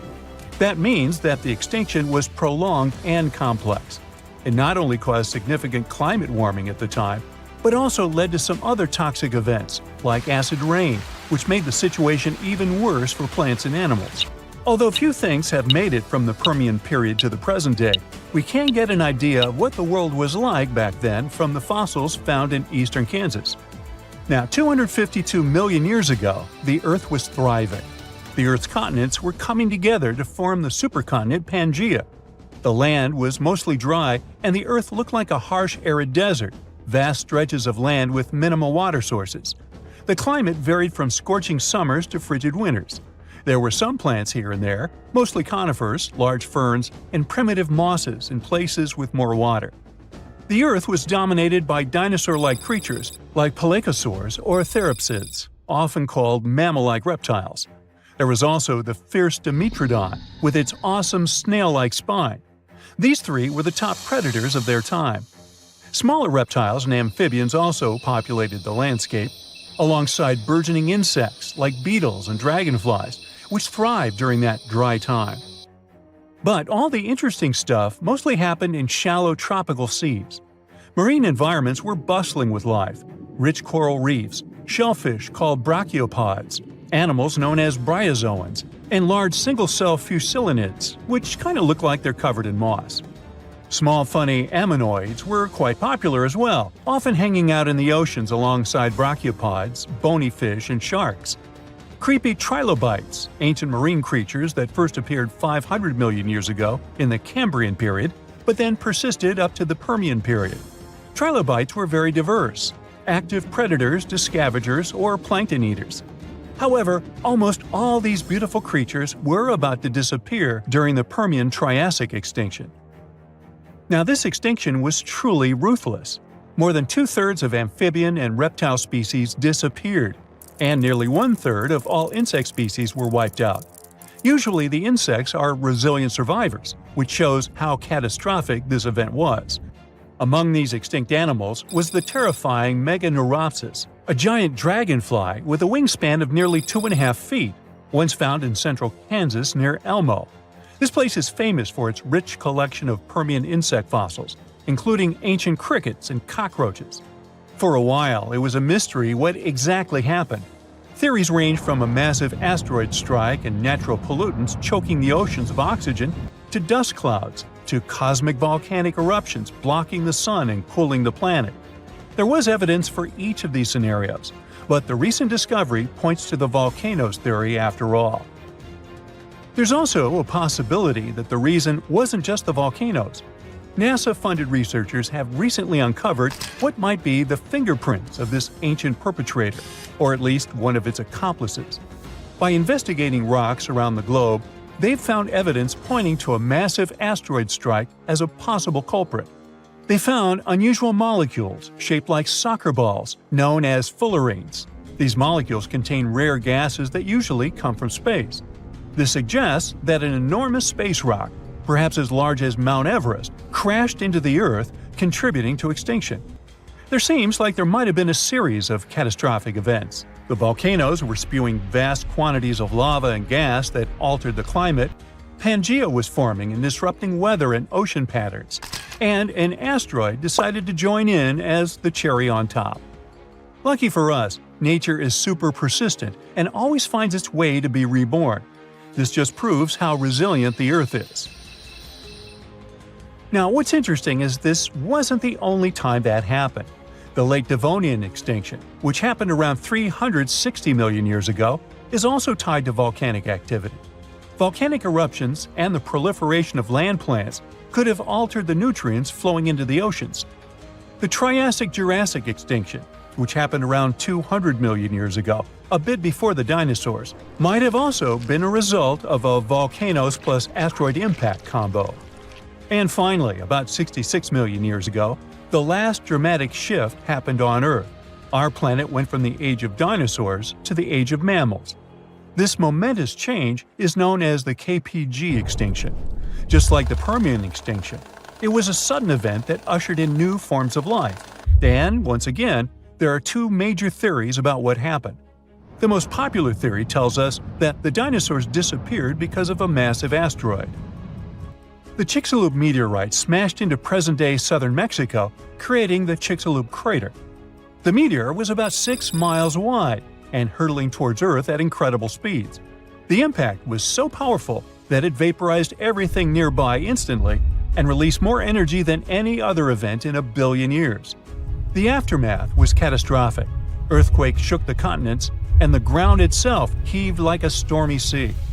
As the dust thrown up by the asteroid settled, it fell back to Earth like rain, heating up the atmosphere so much that forests worldwide burst into flames. Not far behind was a gigantic tsunami, stirred up by the ocean floor's upheaval, which swamped coastlines near the Gulf of Mexico. Not all dinosaurs perished immediately. In places like New Zealand, some dinosaur populations survived initially. However, a dark, ash-filled sky eventually covered the globe, blocking out the sun and plunging the world into cold and darkness. The long-term effect of the asteroid is what really sealed the fate for dinosaurs.